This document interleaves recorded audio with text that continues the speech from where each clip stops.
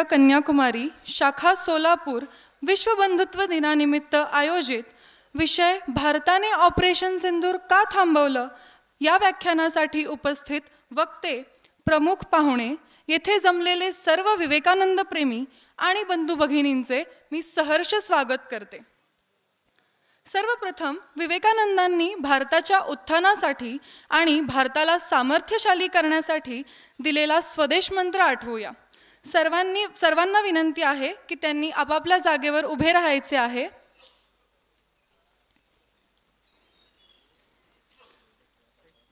आपले हात पाठीमागे बांधून डोळे मिटायचे आहेत।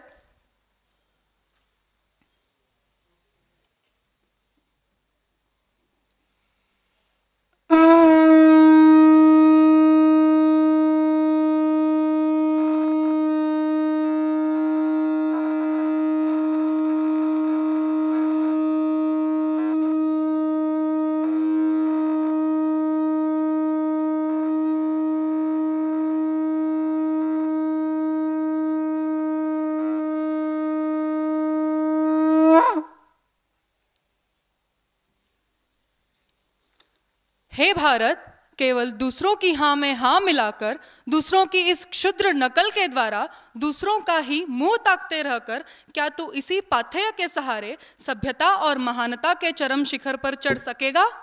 क्या तू अपनी इस लज्जास्पद कायरता के द्वारा उस स्वाधीनता को प्राप्त कर सकेगा जिसे पाने के अधिकारी केवल साहसी और वीर है? हे भारत, मत भूल तेरे नारीत्व का आदर्श सीता, सावित्री और दमयंती है। मत भूल कि तेरे उपास्य देव, देवाधिदेव, सर्वस्व त्यागी उमापति शंकर है। मत भूल कि तेरा विवाह, तेरी धन संपत्ति, तेरा जीवन केवल विषय सुख के हेतु नहीं है, केवल तेरे व्यक्तिगत सुखोपभोग के लिए नहीं है। मत भूल कि तू माता के चरणों में बलि चढ़ने के लिए ही पैदा हुआ है।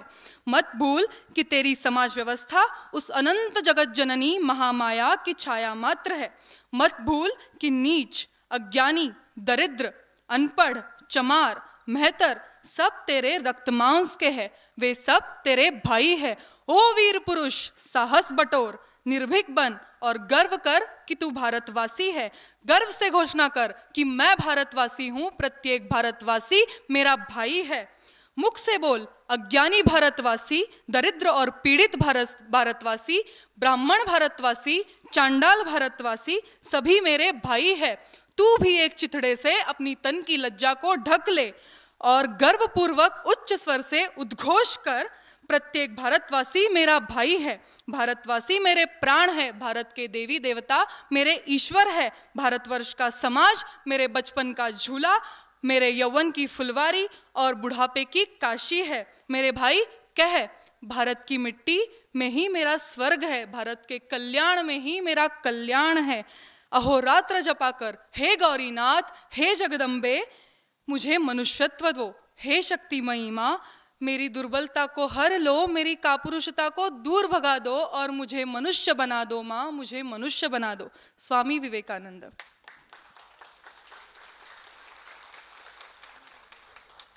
सर्वांनी खाली बसून घ्यायचं।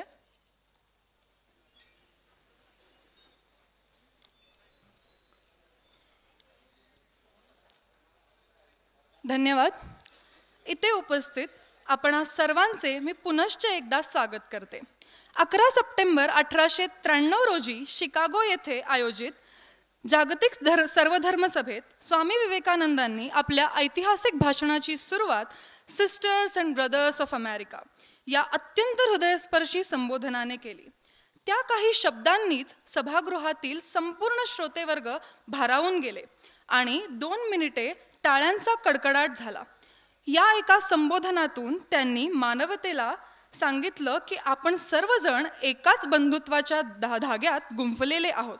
धर्म, जाती, भाषा, देश यांच्या पलीकडे जाऊन त्यांनी जगाला विश्वबंधुत्वाचा सर्वोच्च संदेश दिला आणि म्हणूनच त्या ऐतिहासिक क्षणाच्या स्मरणार्थ आपण दरवर्षी 11 सप्टेंबर हा दिवस विश्वबंधुत्व दिन म्हणून साजरा करतो।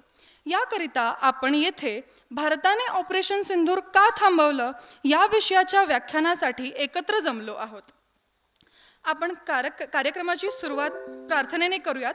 प्रार्थना आणि एक ऐक्यमंत्र मानसीताई घेतील. पाठमान ताट, हाताची नमस्कार मुद्रा, डोळे मिटलेले असतील. 3 ओंकार एकत्रित.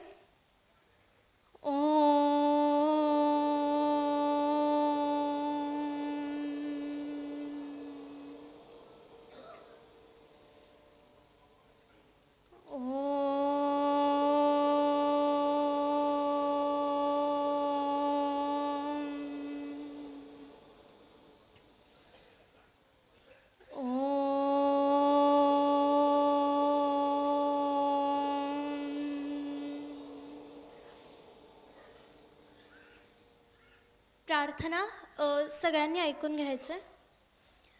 ओम भद्रं कर्णेभिः शृणुयाम देवाः, भद्रं पश्येमाक्षभिर्यजत्राः, स्थिरैरङ्गैस्तुष्टुवागंसस्तनूभिः, व्यशेम देवहितं यदायुः. ओम शांति शांति शांतिः. ओम समिद्युवसे वृषन्नग्ने विश्वान्यर्या, इळस्पदे समिध्यसे सनो वसून्याभर. संगच्छध्वं संवदध्वं संहोमनासि जानतां, देवा भागै यथा पूर्वे संजानाना उपासते. उपासते समानो मंत्रस्समिति समानि, समानं मनसः चित्तमेषां. समानं मंत्रम् अभिमन्त्रयेवः, समानेन वो हविषा जुहोमि. समानि व आकूतिः समाना हृदयानि वः. समानमस्तु वो मनो यथा वसु सहासति. ईशावास्यमिदगं सर्वै यत्किञ्च जगत्यां जगत्, तेन त्यक्तेन भुञ्जिताः मा गृधः कस्य स्विग्धनम्. ओम शांति शांति शांति.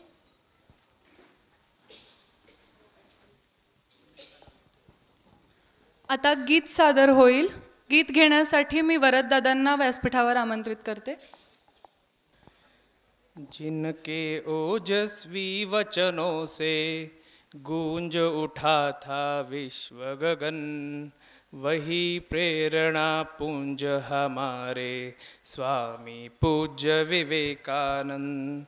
जिनके ओजस्वी वचनों से गूंज उठा था विश्व गगन, वही प्रेरणा पुंज हमारे स्वामी पूज्य विवेकानंद.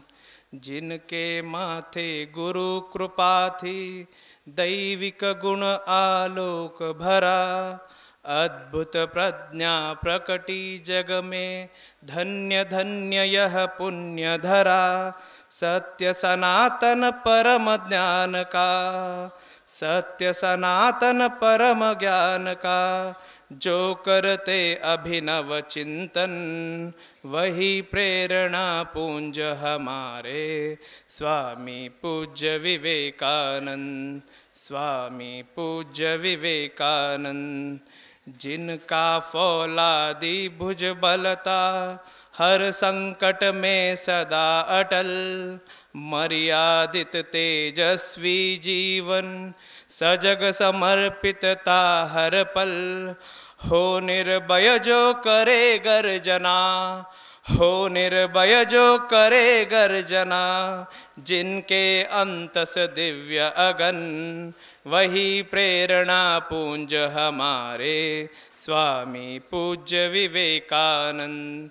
स्वामी पूज्य विवेकानंद. जिनके रोम रोम में करुणा, समरस जन जीवन की चाह, नष्ट करे सारे भेदों को, सेवा व्रत ही सच्चीरा, दरिद्र ही नारायण जिनका, दरिद्र ही नारायण जिनका, हर धड़कन में अपनापन, वही प्रेरणा पुंज हमारे स्वामी पूज्य विवेकानंद, स्वामी पूज्य विवेकानंद। जिनके मन था स्वप्न महान, हो भारत का पुनरुत्थान, जीवन दीप जलाकर पाए गौरवमय वैभव सम्मान। जगती में सब सुखद सुमंगल, जगती में सब सुखद सुमंगल, बहे सुगंधित मुक्त पवन, वही प्रेरणा पुंज हमारे स्वामी पूज्य विवेकानंद, स्वामी पूज्य विवेकानंद।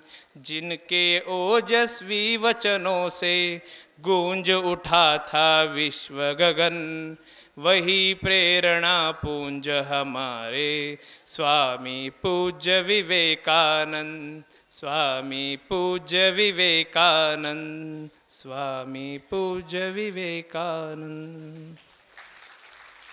धन्यवाद।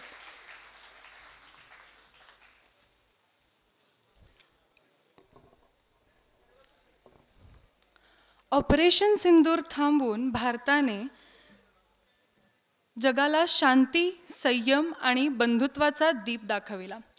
आजच्या या कार्यक्रमाची सुरुवातही आपण अशाच दीपप्रज्वलनाने करूयात, जो संघर्षाऐवजी सौहार्द, अंधकाराऐवजी प्रकाश आणि भीतीऐवजी विश्वास पसरवेल। मी व्यासपीठावर उपस्थित मान्यवरांना विनंती करते की त्यांनी दीपप्रज्वलन करावे। अज्ञानतिमिरान्धस्य ज्ञानाञ्जनशलाकया चक्षुरुन्मिलितं येन तस्मै श्रीगुरवे नमः।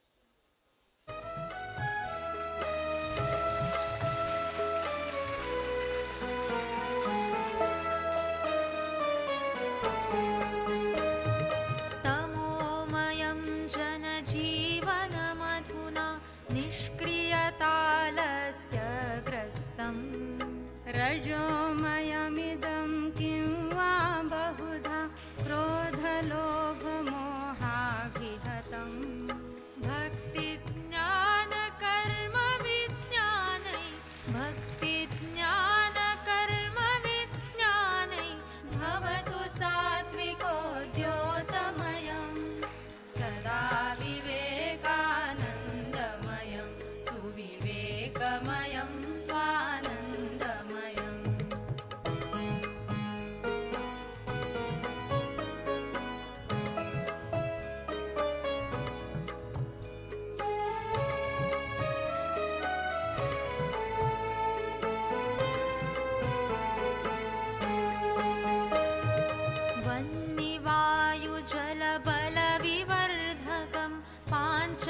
आता कार्यक्रमाची प्रस्तावना रविदादा करतील। शुभ संध्या। व्यासपीठावरील मान्यवर व सभागृह उपस्थित सर्व बंधू भगिनींना नमस्कार। प्रथमतः आजच्या कार्यक्रमासाठी लाभलेले मुख्य व्यक्ती श्री पद्मश्री डॉक्टर ॲडव्होकेट उज्ज्वल निकम साहेब, अतिथी म्हणून श्री मनीष श्याम सुंदर बलदवाजी, प्रमुख उपस्थिती म्हणून श्री प्रवीणजी दाभोलकर यांच्या उपस्थितीत मी सर्वांचा पुनश्च एकदा स्वागत करतोय। विवेकानंद केंद्र म्हणजे स्वामी विवेकानंद यांच्या विचारावर तत्वावर आधारित एक वैचारिक आंदोलन आहे। स्वामीजींना केवळ भारतीय समाजाचे परिवर्तन नव्हे तर अखिल मानव जातीचा उत्कर्ष अपेक्षित होता। विवेकानंद केंद्र स्थापन मागे हेच विचार एकनाथजींना प्रेरणा देत होते आणि तेच खऱ्या अर्थाने विवेकानंदांचे स्मारक ठरणार होते। 1963 मध्ये जेव्हा विवेकानंदांच्या जन्मशताब्दी वर्षमध्ये स्मारक उभे करण्याचा विचार चालू होता, तेव्हा याची जबाबदारी एकनाथजींनी स्वीकारली. स्मारकसाठी ठिकाण म्हणजे श्रीपाद शिला, हीच ती शिला ज्यावर माता पार्वतीने तप केले आणि हीच ती शिला ज्यावर स्वामीजींनी 25, 26, 27 डिसेंबर 1892 ध्यान केले आणि त्यांना त्यांचे ध्येय गवसले. अनेक अडथळे पार करून 1970 विवेकानंद शिला स्मारक पूर्ण तयार झाले आणि राष्ट्राला समर्पित करण्यात आले. परंतु नुसते दगडविटाचे स्मारक उभे नव्हते, तर त्यांना स्वामीजींचे चैतन्यपूर्ण असे जिवंत स्मारक उभे करायचे होते. म्हणूनच मानवसेवा हीच माधवसेवा हे तत्व आपले अंतिम ध्येय समजून विवेकानंद केंद्राचे स्थापन 7 जानेवारी 1972 रोजी कन्याकुमारी येथे झाली आणि आता संपूर्ण भारतात शाखेच्या रूपात सर्वत्र विवेकानंद केंद्र कार्यरत आहे. मनुष्य निर्माण आणि राष्ट्र पुनरुत्थान, घडा आणि घडवा या मंत्रावर आधारित कार्य हाती घेऊन आपल्या कार्यपद्धतीमधून केंद्र आपले कार्य करत आहे. कार्यपद्धतीचे एकूण चार आयाम आहेत. 4 आयामध्ये स्वाध्याय वर्ग, तरुणांसाठी स्वाध्याय वर्ग, लहान मुलांसाठी संस्कार वर्ग, योग वर्ग आणि केंद्र वर्ग असे आपण विवेकानंद केंद्राचे 4 आयाम आहेत. तसेच 5 उत्सव देखील पण आपण साजरा करतो. त्यापैकी समर्थ भारत पर्व 25 डिसेंबर ते 12 जानेवारीपर्यंत, गुरुपौर्णिमा, साधना दिवस हा विश्वबंधू दिन आणि गीता जयंती. याचबरोबर अरुण ज्योती प्रकल्प, विवेकानंद केंद्र प्रशिक्षण व सेवा प्रकल्प, नैसर्गिक साधन संपत्ती विकास, ग्रामीण विकास प्रकल्प, विवेकानंद इंटरनॅशनल फाउंडेशन, वैदिक दर्शन प्रतिष्ठापन, अरुणाचल बंधू परिवार, आसाम, नागालँड, अंदमान निकोबार, कर्नाटका, तमिळनाडू, अरुणाचल प्रदेश या ठिकाणी विवेकानंद केंद्राचे विद्यालय व इतर प्रकल्पातून निरंतर कार्य चालू असतो. केंद्राकडून विविध शिबिरे घेतले जातात. आध्यात्मिक शिबिर, योग शिबिर, युवा शिबिर, व्यक्तिमत्व विकास शिबिर इत्यादी शिबिरामधून आध्यात्मिक आणि व्यक्तिमत्व गुणांचा विकास साधण्यासाठी प्रयत्न करत असते. मराठी प्रकाशन विभाग पुणे यातर्फे एकूण 17 भाषांमध्ये मासिके, भिंतीपत्रक दैनंदिन प्रकाशित केले जातात. तर सोलापूरमधून विवेक विचार हे मासिक प्रकाशित होतोय. त्याचबरोबर वेदांतिक ॲप्लिकेशन ऑफ योग अँड मॅनेजमेंट, त्याला आपण VKOM म्हणतो.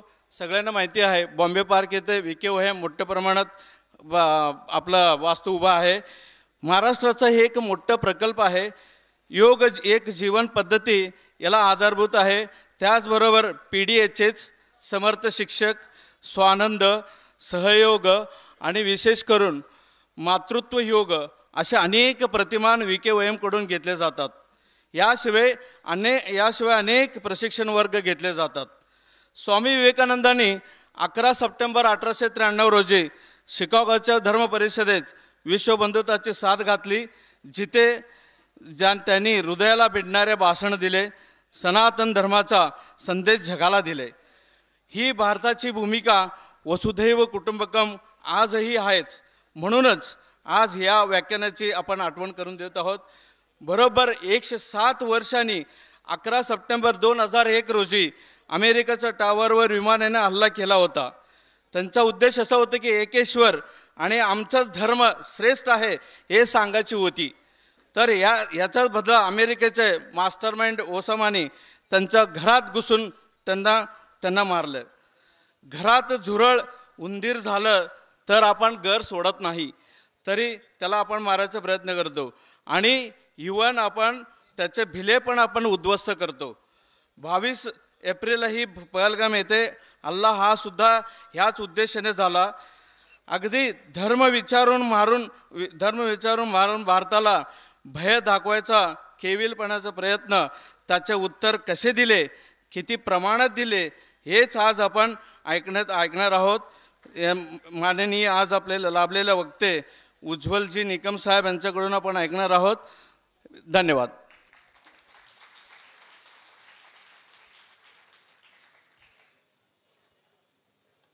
आजच्या कार्यक्रमाचे वक्ते पद्मश्री ॲडव्होकेट डॉक्टर उज्ज्वलजी निकम, प्रमुख पाहुणे मनीषजी बलदवा आणि अध्यक्ष प्रवीणजी दाभोळकर यांचा परिचय करून देण्यासाठी आशुतोष दादा येतील.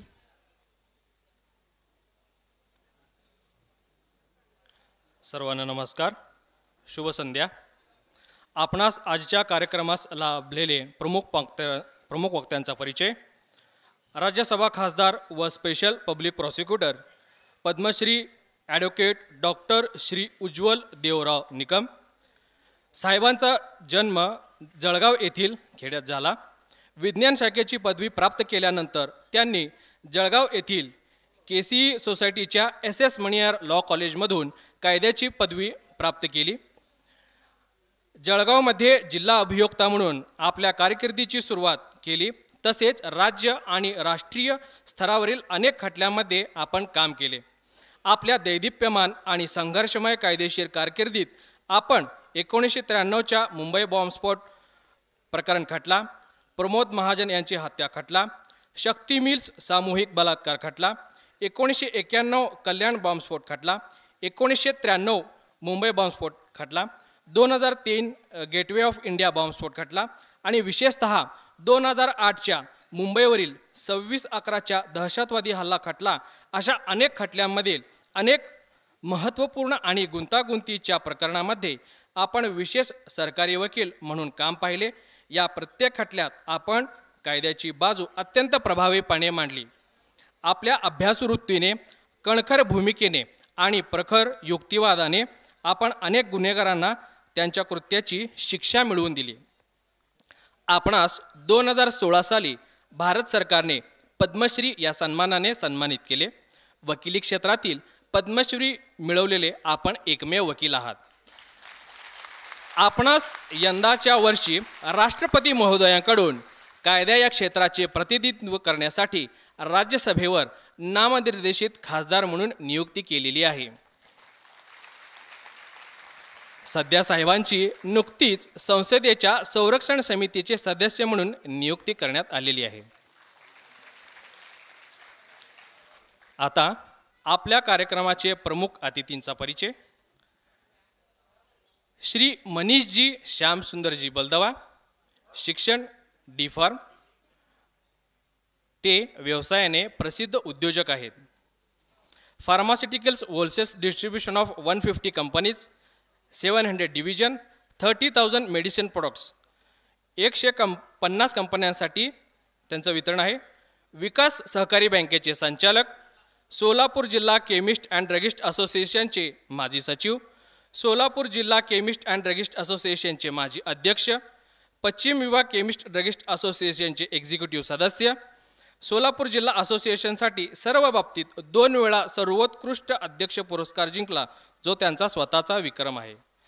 सेंटर फार्मास्युटिकल्स ऑल इंडियाकडून विक्रीत 3ऱ्या क्रमांकावर सन्मानित, प्रदेशातील टॉप सेलर म्हणून 30हून अधिक कंपन्यांकडून सन्मानित. आजच्या कार्यक्रमास प्रमुख उपस्थिती लाभलेले विवेकानंद केंद्र कन्याकुमारीचे अखिल भारतीय कोषाध्यक्षांचा परिचय. माननीय प्रवीणजी दाभोळकर, विवेकानंद केंद्र कन्याकुमारीचे अखिल भारतीय कोषाध्यक्ष. दादांचं शिक्षण मेकॅनिकल इंजिनियर. 1997 साली जीवनवर्ती म्हणून विवेकानंद केंद्रात सहभागी झाले. काही काळ अरुणाचल प्रदेशात कार्यरत. 1988 ते 1995 गुवाहाटी आसाम येथे विवेकानंद केंद्र इन्स्टिट्यूट ऑफ कल्चर या भव्य वास्तूची उभारणी त्यांच्या मार्गदर्शनाखाली झाली आणि तेथील संघटनात्मक कार्याची धुरा त्यांनी सांभाळली. 2010 पर्यंत दिल्लीमधील चाणक्यपुरी येथील विवेकानंद इंटरनॅशनल फाउंडेशन या प्रकल्पाची वास्तू उभारण्याची जबाबदारी त्यांनी पेलली. 1995 ते 2020 त्यांनी अखिल भारतीय सहसचिव हे दायित्व सांभाळले. 2020 पासून त्यांच्याकडे विवेकानंद केंद्राचे अखिल भारतीय कोषाध्यक्ष असे दायित्व आहे. कोलकाता हे त्यांचे मुख्यालय आहे. धन्यवाद.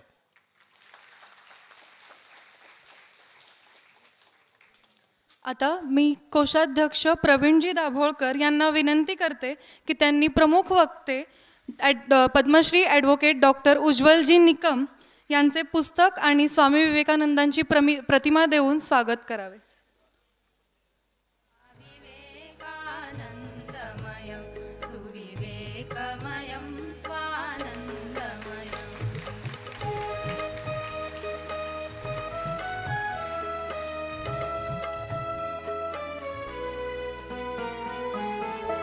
प्रत्येक भेट ही केवळ वस्तू नसून तिच्या मागे भावना आणि परंपरेचा ठेवा असतो. सोलापूर शहराची यंत्रमाग उद्योगातील ख्याती सर्वश्रुत आहे. त्याच या यंत्रमागावर विणलेली विवेकानंदांची प्रतिमा आम्ही आजच्या प्रमुख वक्त्यांना भेट स्वरूपात देत आहोत. ही भेट केवळ एक स्मृती नाही, तर विवेकानंदांच्या विचारांचा, प्रेरणेचा आणि सोलापूरच्या कर्तृत्वाचा संगम आहे. ज्ञानकर्मविज्ञानै भवतु सात्विको द्योतमयं सदा विवेकानन्दमयं सुविवेकमयं स्वानन्दमयम्. आता मी नगर संचालक दीपकदादा पाटील यांना विनंती करते की त्यांनी मुख्य अतिथी मनीषजी बलदवा यांचे पुस्तकरूपी भेट देऊन स्वागत करावे. वह्निवायुजलबलविवर्धकं पाञ्चभौतिकं विज्ञानं सलिलनिधितलं गगनमण्डलं करतलफलमिव कुर्वाणं दिक्षु विवेकानंद केंद्र कन्याकुमारी मराठी प्रकाशन विभागातर्फे 3 पुस्तकांचे प्रकाशन करणार आहोत. त्या पुस्तकांचे परिचय करून देण्यासाठी मी अमेयदादांना बोलवते. नमस्कार. विवेकानंद केंद्र हे एक वैचारिक आंदोलन आहे. आज या उत्कृष्ट व्याख्यानाच्या निमित्ताने आणि तुम्हा सर्व विवेकानंद प्रेमींच्या उपस्थितीत विवेकानंद केंद्र मराठी प्रकाशन विभागातर्फे नवीन पुस्तकांचे प्रकाशन करणार आहे. आधी मी माहिती सांगतो पुस्तकांची. पहिले पुस्तक आहे किशोर विकास. किशोर वयात अनंत विचार असतात, कल्पना असतात, भावनांचा कल्लोळ असतो, प्रचंड ऊर्जा असते. शरीर व मनात होणारे बदल, आरोग्य, सुरक्षा, पुरुषार्थ, सौंदर्य, सोशल मीडिया, लैंगिक समस्या, मैत्री, प्रेम, करिअर असे अनेक प्रश्न असतात. अशावेळी या प्रश्नांचे समाधान तर्कशुद्ध आणि शास्त्रशुद्ध विचारांनी झाले तरच किशोरांचे भावविश्व फुलते. जेणेकरून किशोर हा स्वतंत्र विचार करणारा आणि समर्थ बनला पाहिजे, हाच या पुस्तकामागचा विवेकानंद केंद्राचा हेतू आहे. दुसरे पुस्तक आहे हिंदू धर्माचे श्रेष्ठत्व. जेव्हा इतर सर्व राष्ट्रे अज्ञानाच्या अंधकारात होती, तेव्हा भारतीय ऋषीमुनींच्या निर्मळ हृदयातून वेदसूक्ते बाहेर पडली.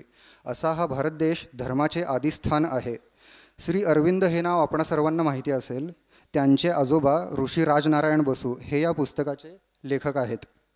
ऋषी बसू हे 19व्या शतकातील एक अलौकिक व्यक्तिमत्व, एक शिक्षक, वेदवाङ्मयाचे उपासक, अभ्यासक आणि सर्वात महत्त्वाचे म्हणजे ब्रिटिश पारतंत्र्याच्या काळात हिंदूंसाठी पहिली स्वतंत्र संघटना हिंदू मेळा स्थापन करणारे पहिले हिंदू संघटक. ऋषी बसू यांच्या हिंदू धर्मेर श्रेष्ठता या प्रसिद्ध बंगाली व्याख्यानाचा अनुवाद प्राध्यापिका स्वाती शिधये यांनी केला आहे.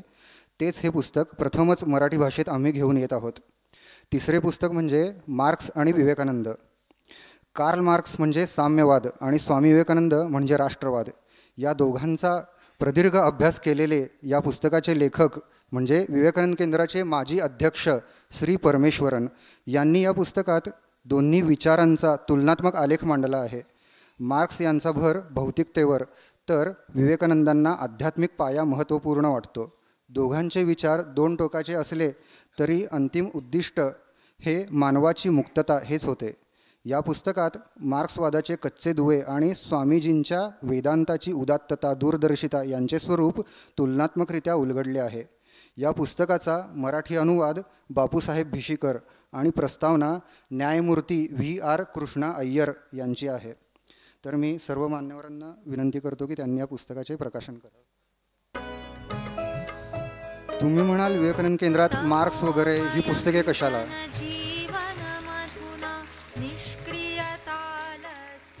या भारत देशाने जगाला विश्वबंधुत्वाची शिकवण दिली. त्यामुळे या जगातील अनेक विचारवाद, धर्म, पंथ, संप्रदाय यांचा अभ्यास करणे एक भारतीय म्हणून आपले कर्तव्य आहे.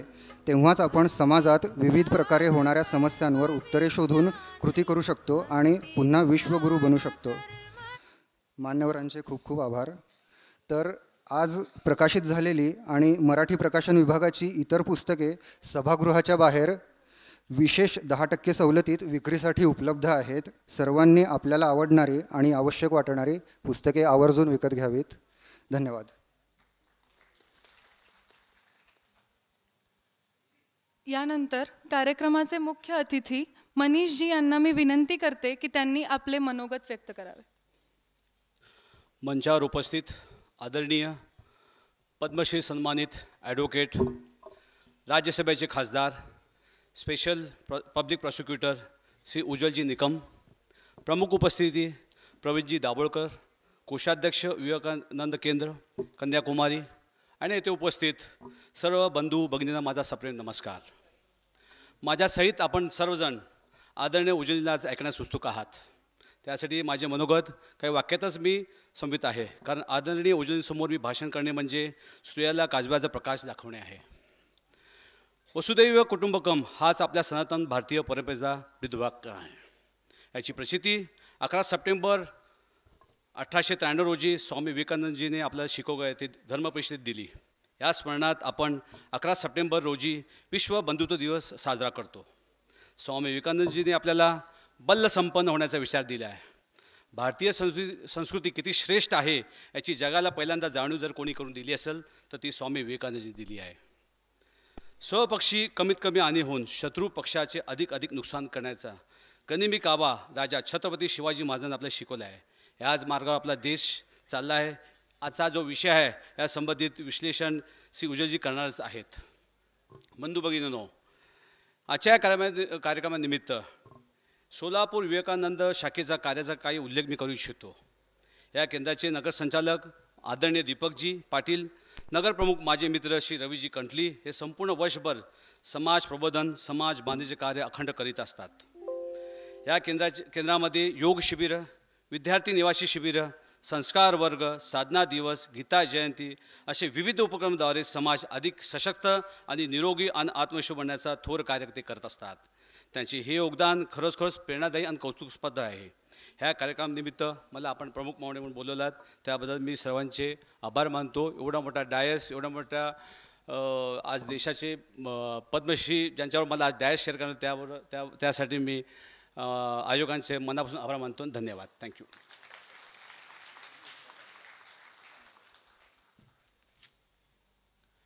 यानंतर कार्यकर्त्यांना विनंती करते की आलेल्या मान्यवरांना जागा द्यावी बसण्यासाठी.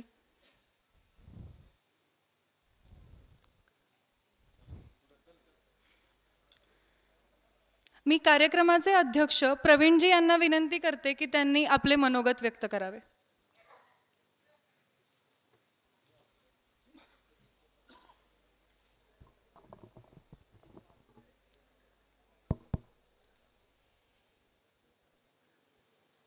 विश्व बंधुत्व दिवस या उत्सवानिमित्ताने आपण सर्व निमंत्रित आणि आजच्या या उत्सवाच्या निमित्ताने आज आपल्याला प्राप्त झालेले आदरणीय श्री उज्ज्वलजी निकम आजच्या या उत्सवाचे प्रमुख पाहुणे श्री मनीषजी बदलवा, विवेकानंद केंद्र महाराष्ट्र प्रांत सोलापूर नगराचे संचालक आदरणीय दीपकजी पाटील आणि सोलापूर नगराचे नगरप्रमुख श्री रवीजी, आपणा सर्वांना माझा मनपूर्वक नमस्कार. पुनरावृत्ती टाळता येत नाही म्हणून काही पुनरावृत्ती निश्चितपणे होईल, पण विवेकानंद केंद्र जे एक अध्यात्म प्रेरित सेवा संघटन आहे, जे एक स्वामीजींचं जिवंत स्मारक आहे, जी एक गैरसन्यासी संघटना आहे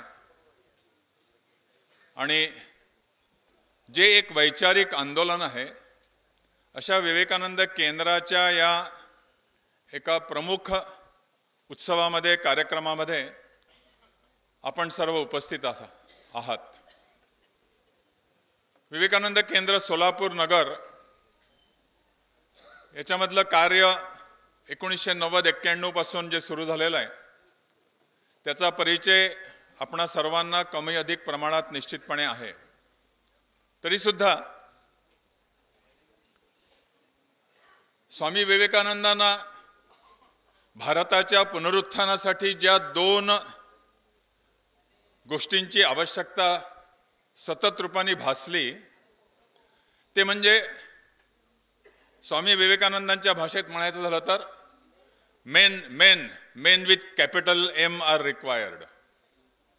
अशा मनुष्य निर्माणातून राष्ट्र पुनरुत्थान आणि भारताची जी खालावलेली परिस्थिती ज्याचा प्रत्यक्ष अनुभव स्वामी विवेकानंदांनी 1889 पासून तर डिसेंबर अखेरपर्यंत 1892 मध्ये पूर्ण भारतभर परिव्राजक संन्यासी म्हणून विचरण करत असताना, भारताला समजून घेत असताना जे भारताचं दर्शन त्यांना झालं त्याच्यामध्ये भारताची सर्व दृष्टीने जी खालावलेली स्थिती त्यांनी अनुभव केली. केरळ प्रांतामधून प्रवास करत असताना तिथल्या अस्पृश्यतेची जी जाणीव त्यांना झाली, त्यांच्या मुखातून उद्गार निघाले, मला असं वाटतंय की मी एका पागलखान्यामधून प्रवास करतोय. अशा स्थितीमध्ये मनुष्य निर्माणातून राष्ट्र पुनरुत्थान, त्याचप्रमाणे शिवभावे जीवसेवा, मनुष्य निर्माण के द्वारा राष्ट्र का पुनरुत्थान, मैन मेकिंग नेशन बिल्डिंग, शिवभावे जीवसेवा, सर्व मॅन सर्व गॉड, हे 2 मंत्र स्वामी विवेकानंदांनी आपल्या मनात, आपल्या हृदयात, आपल्या कार्यात सतत रूपाने आणण्याचा प्रयत्न केला. या अनुभवानंतर पश्चिमेमध्ये शिकागो धर्म परिषदेमधल्या व्याख्यानाच्या निमित्ताने त्यांचा तिथे प्रवेश झाला. सर्व जगाला, सर्व दुनियेला स्वामी विवेकानंद परिचित झाले. आणि नंतर जसं कन्याकुमारीला पोहोचण्याच्या आधी 3-3.5 वर्ष भारतामध्ये, तसंच शिकागोच्या त्या व्याख्यानानंतर अमेरिका, युरोप इत्यादी पाश्चात्य देशांमध्ये भारतीय संस्कृतीचा, धर्माचा, भारतीय जीवन पद्धतीचा प्रत्यक्ष परिचय, सम्यक परिचय करून देण्याच्या दृष्टीने आणि पाश्चात्य समाजाची जी एक भटकलेली जी वृत्ती, मटेरियलिस्टिक लाईफ, जीवन जगण्याची जी वृत्ती, त्याच्यावर त्यांनी निश्चितपणे कटाक्ष केला, दृष्टिपात केला. आणि आम्ही जन्मतः पापी नसून आम्ही ईश्वराचे सुपुत्र आहोत, वयम सुपुत्र अमृतस्य नूनम, याची आठवण सर्व जगाला निश्चितपणे त्यांनी करून दिली. विवेकानंद केंद्र अध्यात्म प्रेरित सेवा संघटन, स्वामी विवेकानंदांना प्रिय असलेले संघटन आणि धर्माचं सम्यक आकलन आणि त्यानुसार आपल्या जीवनामध्ये धर्माला प्राधान्य देण्याच्या दृष्टीने विवेकानंद केंद्रासारख्या संघटनांची आवश्यकता स्वामी विवेकानंदांना जाणवली. स्वतः त्यांनी रामकृष्ण मठ, रामकृष्ण मिशन, त्यानंतर भगिनी निवेदितांच्या कार्यामधून शारदा मिशन आणि अन्य कितीतरी अशा संघटना आजच्या दृष्टीने भारतामध्ये आवश्यक, जेणेकरून भारताचं जे नैतिक कर्तव्य जे आहे, ज्याचं प्रतिपादन आपल्या ऋषीमुनींनी केलेलं, की भारताचा जन्म पूर्ण विश्वकल्याणासाठी झालेला आहे आणि ते विश्वकल्याण करण्याचं कर्तव्य पूर्ण करण्याच्या दृष्टीने भारत हा वैभवशाली हो, शक्तिशाली हो, भारत हा श्रेष्ठ भारत हो, हे स्वप्न इथपर्यंत त्यांच्या मनात रुजलं होतं की भारत, त्यांच्याच शब्दाप्रमाणे, India will conquer the world with its spirituality. Bharat पुन्हा एकदा जगद्गुरू म्हणून समाजाला मार्गदर्शन करेल. पोलीस म्हणून उभा राहणार नाही, पण एकात्मतेच्या संदेशाने, सर्वे भवन्तु सुखिनः या संदेशाने स्वामी विवेकानंदांनी भारताचा एकात्मतेचा, ईश्वर सर्वत्र है, कण कण में भगवान है, सब कुछ पवित्र है, यह संदेश स्वामी विवेकानंद जी ने पूरे विश्व को दिया. वह संदेश को हम अपने हृदय में संजोते हुए आपण त्याला हृदयंगम करत भारताच्या कर्तव्य पूर्तीसाठी, भारताला वैभवशाली, शक्तिशाली, श्रेष्ठ होणं आवश्यक आहे. आणि त्या दृष्टीने भारताच्या त्या जगद्गुरू होण्याच्या प्रवासामध्ये विवेकानंद केंद्र या संघटनेची सुरुवात 1970 नंतर, म्हणजे शिलास्मारकाच्या निर्मितीनंतर, लोकार्पणानंतर 1972 मध्ये विवेकानंद केंद्राची स्थापना झाली.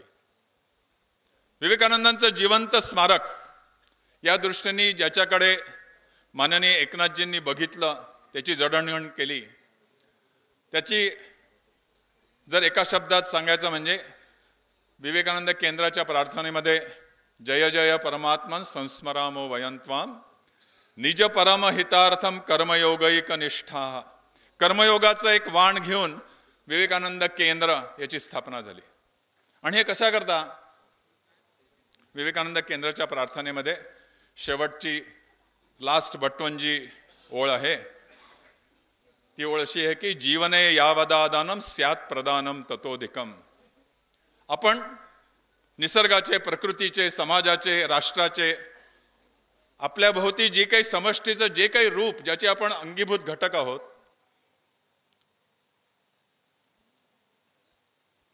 त्याच्यामधून, त्या समष्टीमधून आपल्या जीवनाला सुकर, व्यवस्थित रूपाने, उद्देशपूर्ण रीतीने चालवण्यासाठी बरंच काही घेण्याची आवश्यकता असते,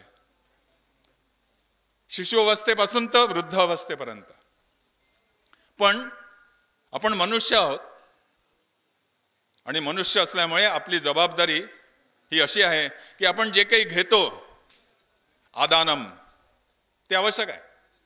नोबडी कॅन एस्केप दॅट. पण आपल्यापाशी शक्ती आहे, आपल्यापाशी क्षमता आहे, आपल्यापाशी बुद्धी आहे की आपण केवळ आदानम करत राहणं, केवळ कन्झ्युम करत राहणं, being a consumerist only in the society will not be called as a human being. आपल्याला समाजामध्ये, राष्ट्रामध्ये, या पूर्ण मानवतेमध्ये, सृष्टीमध्ये काहीतरी योगदान करण्याची आपली क्षमता आहे. ती क्षमता पुन्हा आपण अनुभव केली पाहिजे, प्राप्त केली पाहिजे, त्याचं भान आपल्याला राहिलं पाहिजे. आणि मी आणि माझा निकटचा जे काही स्वार्थ परिवार आहे, स्वार्थरूपी, ज्याच्यामध्ये आपला जास्तीत जास्त वेळ आणि शक्ती आपण देत असतो, त्याच्या पलीकडे जाऊन माझ्या जीवनामध्ये प्राधान्य हे समष्टीसाठी जे काही करायचे त्याच्यासाठी असेल.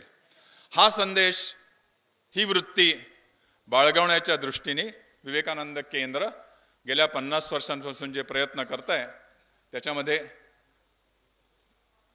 1000 पेक्षा जास्ती शाखांच्या माध्यमातून, ब्रँचेसच्या माध्यमातून, तसंच सोलापूर नगर, जुळे सोलापूर नगर हा पश्चिम महाराष्ट्र विभाग, याच्यामध्ये सुद्धा सशक्तपणे कामाची सुरुवात, कामाचा एक वेग निश्चितपणे पकडलेला आहे.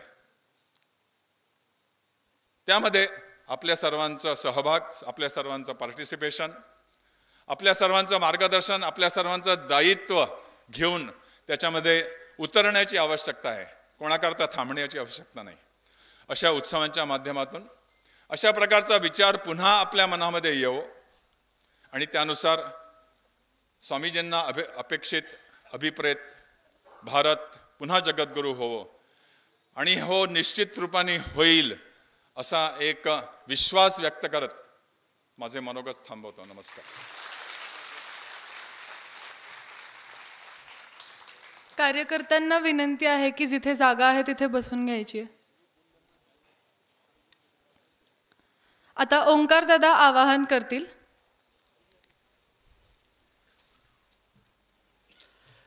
सर्वांना नमस्कार. विवेकानंद केंद्र ही युवकांची संघटना आहे, आपल्या सर्वांना माहिती आहे. दरवर्षी विवेकानंद केंद्र गेल्या 30 वर्षापासून युवकांसाठी उपक्रम घेत असतं. तर त्याचं आधी नाव होतं भारतीय संस्कृती परीक्षा. यापैकी बरेच जण ते परीक्षा उपक्रमाच्या माध्यमातून केंद्र माहीत असेल त्यांना. त्यानंतर आपण त्याचं नाव बदललं युवा नेतृत्व विकसन उपक्रम. तर दरवर्षी आपण असा उपक्रम घेत असतो महाराष्ट्र प्रांतभर. तर यावर्षीसुद्धा उपक्रम तो सुरू झालेला आहे. तुम्हाला येताना एक रजिस्ट्रेशनची चिठ्ठी दिली होती, सगळ्यांकडे असेल. तर त्यावरती उपक्रमाची माहिती आहे, त्याच्याखाली नावाची चिठ्ठी दिली आहे. जर ह्याचं वयोगट आहे 18 ते 40 वर्ष, त्यामध्ये तुम्ही उपक्रमात सहभागी होऊ शकता. तर यातून आपल्याला काय मिळेल युवकांना, तर त्यामध्ये जीवन कौशल्य, व्यवस्थापकीय कौशल्य आणि ही आत्मसात करण्याची संधी मिळेल. अजून महाविद्यालयीन स्थानी, आपापल्या महाविद्यालयीन स्थानी युवा नेतृत्व करण्याची संधी मिळेल. व्यक्तिमत्व विकास म्हणजे काय असतं, तर शारीरिक, बौद्धिक, भावनिक, आध्यात्मिक आणि मानसिक विकास, ह्या सर्वांचा विकास या उपक्रमाच्या माध्यमातून आपण घेत असतो. पहिला आपण परीक्षा घेतो, तर एका पुस्तकावरती आधारित. तर यावर्षी आपण पुस्तक ठरवलं आहे अष्टावधानी शिवराय, अरुणजी करकमकर यांनी लिहिलेलं पुस्तक आहे अष्टावधानी शिवराय. त्यावरती आधारित 50 मार्कांची परीक्षा असेल. त्यानंतर आपण बूट्स कॅम्प त्यांचे घेणार आहोत. त्यानंतर विभाग स्तरावरचे 3 दिवसाचे शिबिर आपण घेणार आहोत, निवासी शिबिर असेल ते. असं उपक्रम यावर्षी असेल. त्याची फक्त नोंदणी फी आहे, देणगी शुल्क 50 रुपये. त्यामध्ये हे सगळंच आपल्याला मिळेल. अजून यासोबतच मी अजून एक आवाहन करेन, आपण इतकं सगळं आपली केंद्राची संघटना इतक्या मोठ्या प्रमाणात काम करते, तर हे काम कसं चालतं आणि त्यासाठी आवाहन म्हणतोय. तर आपण आपला अमूल्य वेळ यासाठी द्यावात. आपण प्रत्येकजण आपलं घर, करिअर आणि सगळं सांभाळून आपण समाजाचं काहीतरी देणं लागतो.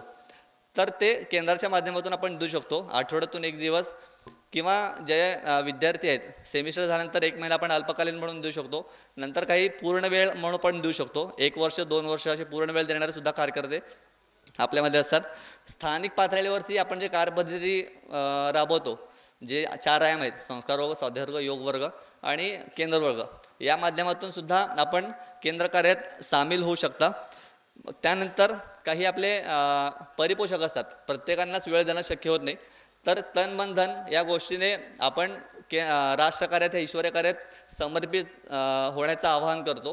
ह्यासाठी आर्थिकसुद्धा तितकीच गरजेची असते. बरेच जण इथे देणगीदार आपल्यासोबत आहेत.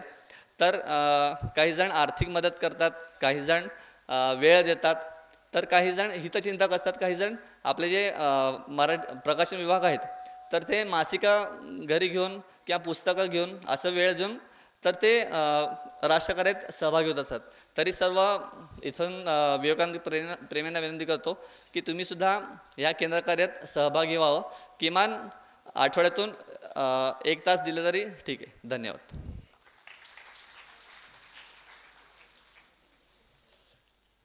यानंतर संस्कृतीताई विवेकवाणी घेतील.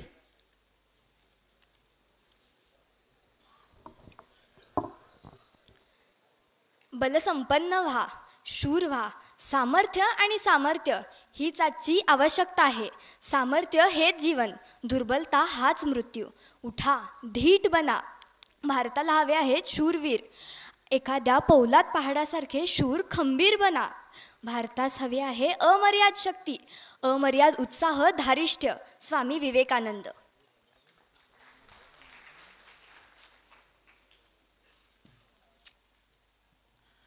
आपण खूप आतुरतेने वाट पाहत असलेला क्षण आलेला आहे. प्रत्येक व्यक्तिमत्वाची वाटचाल प्रेरणादायी असते. आपल्या आजच्या प्रमुख वक्त्यांची, उज्ज्वलजींचे वाटचाल म्हणजेच न्याय, राष्ट्रनिष्ठा आणि प्रामाणिकतेचा आदर्श आहे. त्यांच्या आयुष्याचा परिचय, कार्य आणि यशाचा प्रवास आपण सर्वांनी जाणून घ्यावा म्हणून त्यांच्या कार्यावरील एक छोटासा व्हिडिओ सादर करीत आहोत. आपण सर्वांनी पाहूयात.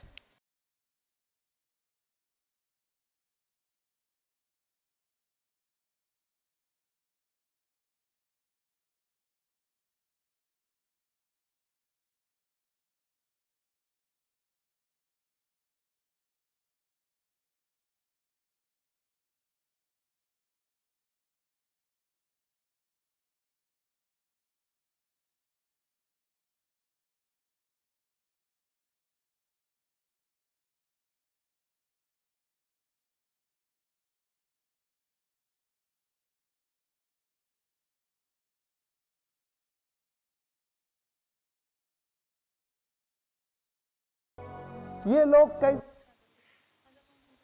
हैं जो बम बनाते हैं, इनसे तो कीड़े अच्छे हैं जो रेशम बनाते हैं। जलगांव उत्तर महाराष्ट्र में बसा हुआ एक समृद्ध शहर है। जलगांव की मिट्टी में जन्मे और पले बढ़े साधारण कद काठी का एक असाधारण इंसान जो न्याय के दरबार में सच की वकालत करता है। हम बात कर रहे हैं आजाद भारत के इतिहास के सबसे सफल पब्लिक प्रोसिक्यूटर की, आतंकवादियों और गुनहगारों के लिए काल बन चुके पद्मश्री उज्ज्वल निकम जी की।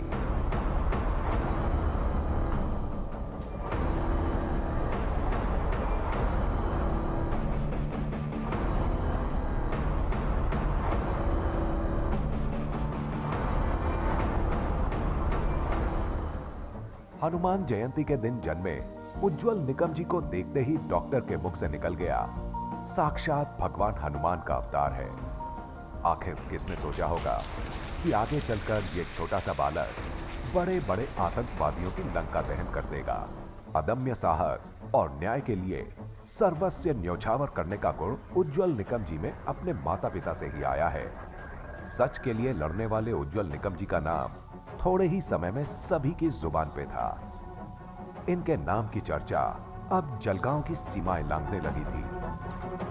उज्ज्वल निकम जी की दलील, तर्क और संपूर्ण निष्ठा से वकालत करने का ही परिणाम हुआ कि 1993 मुंबई बम धमाकों के मुकदमे के लिए सीआईडी ने तत्कालीन महाराष्ट्र सरकार से उज्ज्वल निकम जी को सरकारी वकील रखने की सिफारिश की, जिसे सरकार ने सहर्ष स्वीकार कर लिया।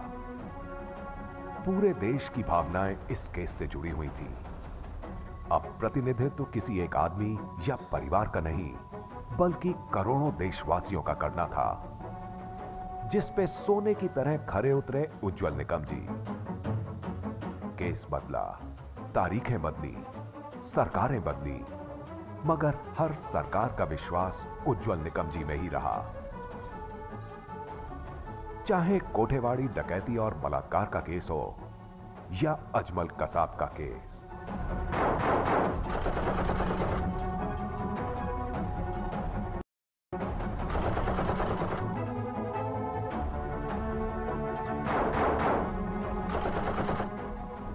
26/11 के ट्रायल से हमने एक दुनिया को साबित कर दिया है कि पाकिस्तान में लश्कर-ए तोयबा, एक जो एक आतंकवादी संगठन है, उन्होंने हमारे देश के खिलाफ किस तरह से साजिश रची थी, और दुनिया को भी आज महसूस हो गया कि पाकिस्तान में से किस तरह से एक स्पॉन्सर टेरर किया गया था। इसके बारे में हमने दुनिया को जानकारी दी थी। बदले तुमने तुम्हारे रंग बहुत बदले नकाब, फांसी तक ला ही दिया हमने तुझे कसाब। या फिर नगर कोपर्डी बलात्कार केस।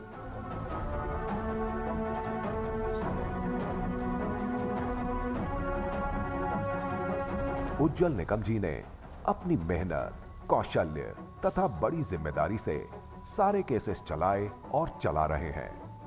पीड़ितों के आक्रोश पर मरहम पट्टी लगाने वाले, 3 राष्ट्रपतियों के हाथों सम्मानित होने वाले एडवोकेट उज्ज्वल निकम जी हिंदुस्तान के पहले विधिज्ञ हैं।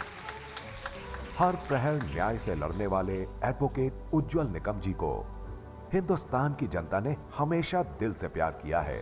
तो मुझे हमेशा लगता था कि मैं एक युद्ध का एक सेनापति हूं और पूरी हमारी जनता मेरे साथ है। अरे Sabir Zaid, who is provoking the Pakistani poor people, who is instigating Kashmiri, wage war against India. What you are talking nonsense? If you don't want to admit, you don't have the country. Why you are saying like that?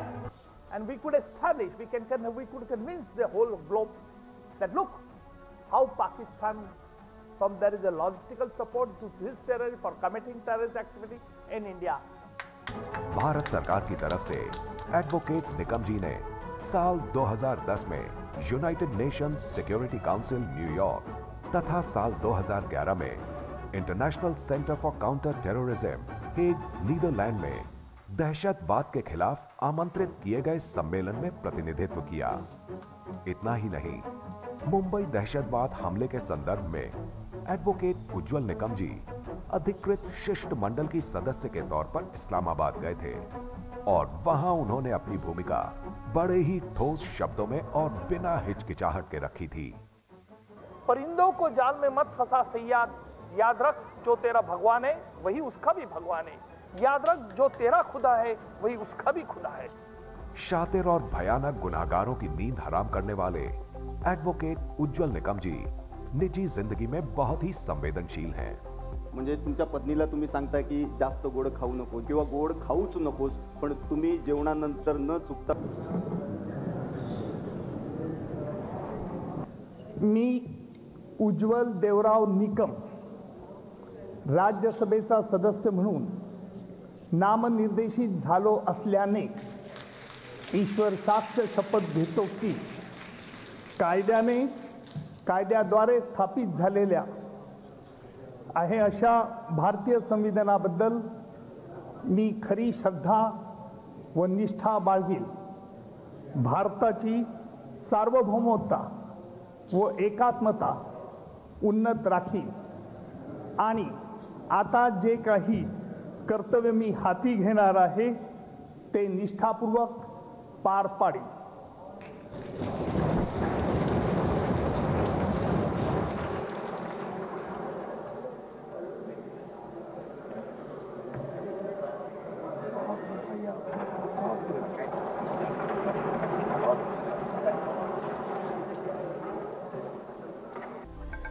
विविध मुकदमों की वजह से सदैव कार्यमग्न रहने वाले advocate उज्जवल निकम जी हर शनिवार रविवार अपने घर जलगांव जाते हैं। ये अपने कुटुंब के प्रति लगाव समर्पितता ही है। मैं सिर्फ आपसे 2 सवाल करूंगा। पहला सवाल तो ये होगा, जैसे आपने मराठी पढ़ना शुरू किया, क्या किरण भी आपके साथ मराठी पढ़ती है अभी? जी हाँ, किरण भी हैं मेरे साथ और मेरे 2 बच्चे भी। लेकिन यहाँ मराठी में आप जवाब क्यों नहीं दे रहे? मुझे थोड़ा सा संदेह ये है, हाँ हाँ, क्या आप पाठ करके आए थे सिर्फ मराठी वहाँ बोलने के लिए? क्या मैं मराठी तुम्ही पाठांतर करून आला होतात का? पाठांतर म्हणजे नहीं याद नहीं किया, मैं तो पढ़ रहा था वहाँ से। पढ़ रहा था? हाँ, मैं याद कैसे करूँगा, वो तो और मुश्किल है यार। और गजनी के बाद मेरी वैसे ही याददाश्त कमजोर हो गई है। असं म्हटलं जातं की तुम्ही फिल्म अवॉर्ड्स घेण्याकरता कुठल्याही फंक्शनमध्ये जात नाही। हा माझा प्रश्न आहे। मी तुम्हाला 3 ऑप्शंस देतो उत्तर म्हणून। त्या 3 ऑप्शंस पैकी you have to select either one of. पहला ऑप्शन तो ये है, आपको ये पूरी तरह से मालूमात है कि ये सब जो बॉलीवुड के अवार्ड्स होते हैं वो प्री सेटिंग रहते हैं, ये एक ऑप्शन। सेकंड ऑप्शन ये है कि ये सब जो अवार्ड्स है ये बहुत ड्रामेटिक होते हैं जिससे आप अच्छा नहीं लगते आपको। और तीसरा ऑप्शन ये है कि आपको मालूम है कि आप कभी भी अवार्ड हासिल नहीं कर पाएंगे। मुख्यमंत्री महोदय, ज्यावेळेला घड्याळाची टिकटिक सुरू होते त्यावेळेला सर्वजण शांत होतात। आपल्या मनात प्रश्न असेल का? कारण असे आहे, घड्याळ कधी केव्हा कोणाचे 12 वाजेल याचा नेम नसतो। महाराष्ट्र के इस ओजस्वी महानायक को त्रिवार दंडवत।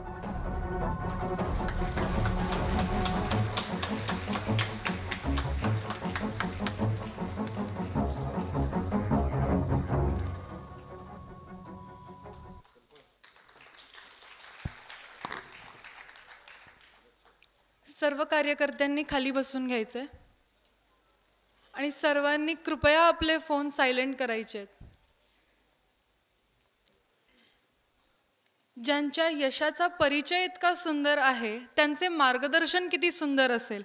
तर आता मी पद्मश्री ॲडव्होकेट डॉक्टर उज्ज्वलजी निकम यांना मार्गदर्शनासाठी आमंत्रित करते।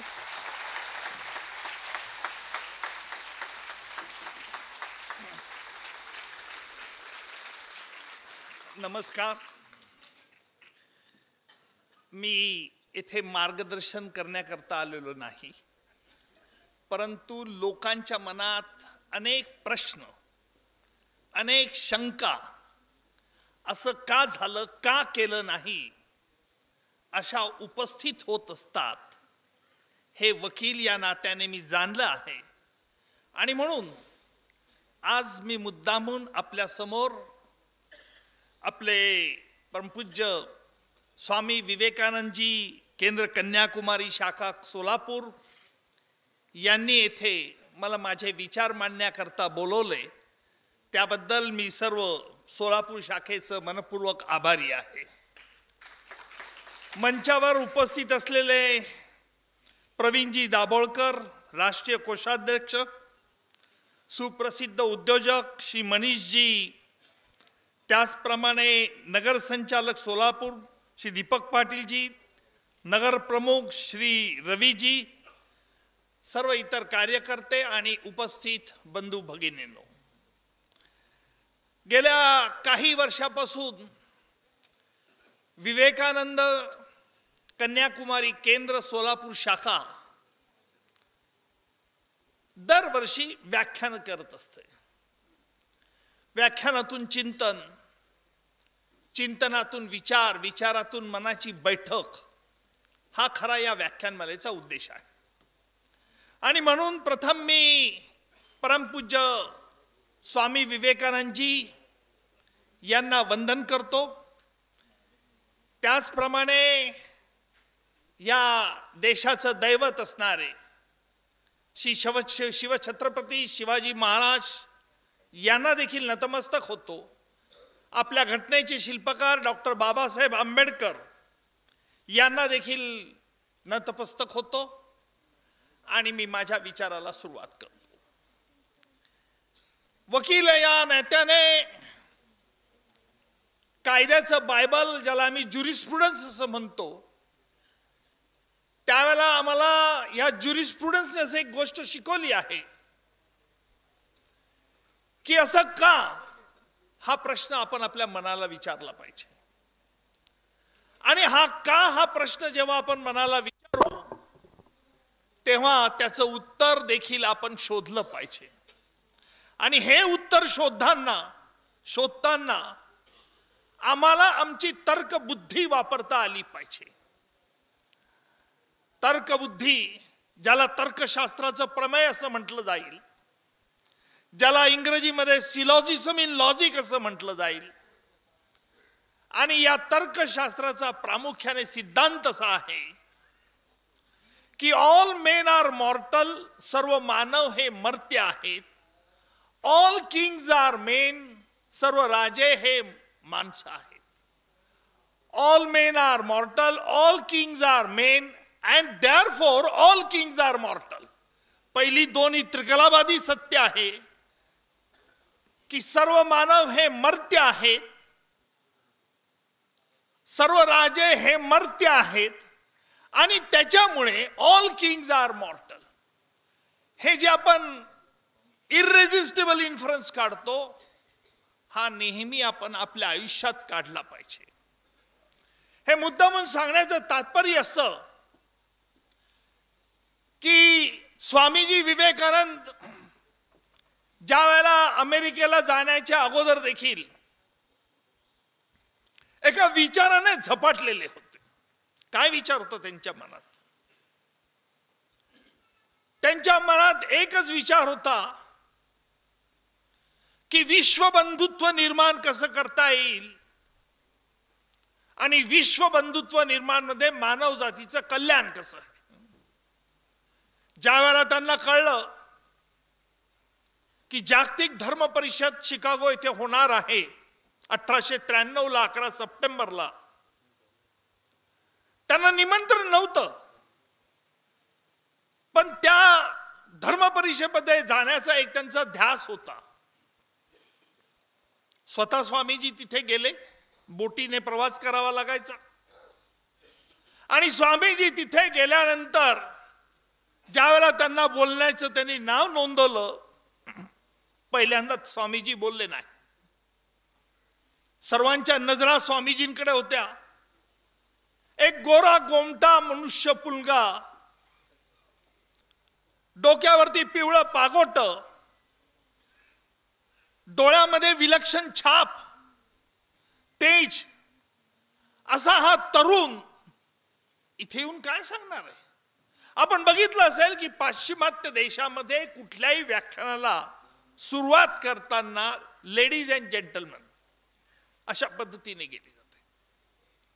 स्वामीजींनी पहिल्याच भाषणाला जी सुरुवात करताना जे वाक्य उद्गारले, जे आज जगात अजरामर झाले आहेत, की अमेरिकेतील माझ्या भगिनी आणि बंधूंनो, हा शब्द ज्या स्वरूपात त्यांनी बोलले त्याच्यात सगळ्या श्रोत्या वर्गाने सतत टाळ्यांचा कडकडाट गजर केला.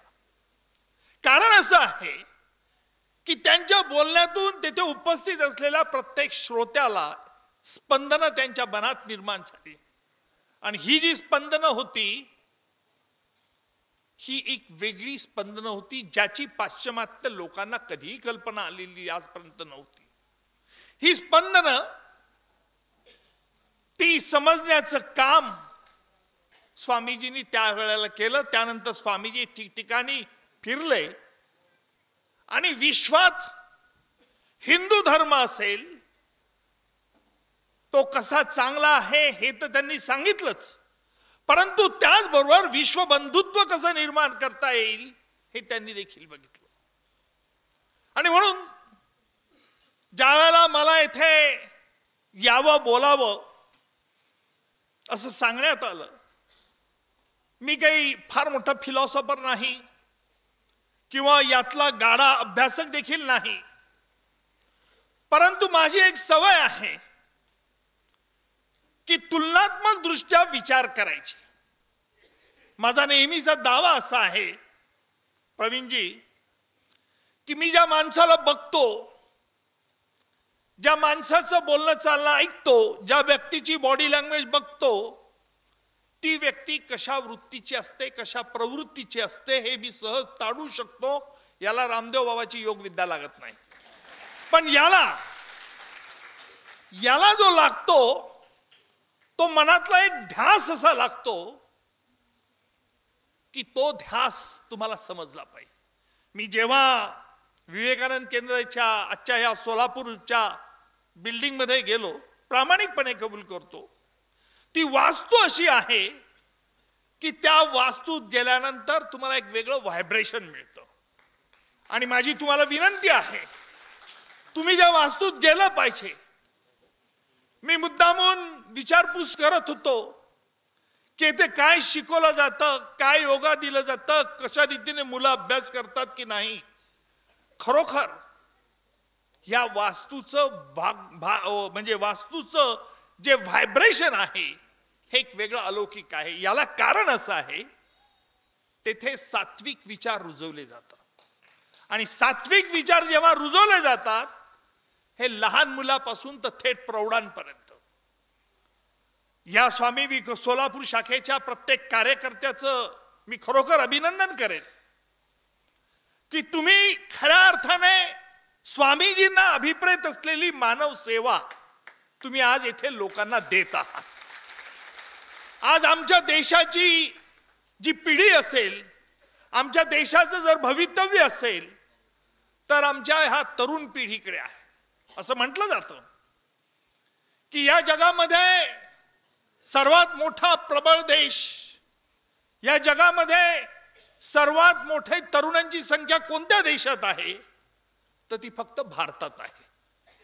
आणि म्हणून हे आपलं वैभव आहे की आपल्या देशातील एक तरुण पिढी ही मोठ्या प्रमाणात आहे. पण या तरुण पिढीला योग्य वळण लावणं हे फक्त गुरुजनांचं काम नाहीये, हे फक्त समाजाचं काम नाहीये, तर आम्हा सर्वांचं हे काम आहे की या तरुण पिढीला योग्य वळण लावणं. आणि म्हणून ज्यावेळेला मी अनेक खटले चालवत असतो, जेव्हा गुन्हेगाराला शिक्षा होते तेव्हा त्या गुन्हेगाराच्या मनात माझ्याबद्दल कधी राग नसतो.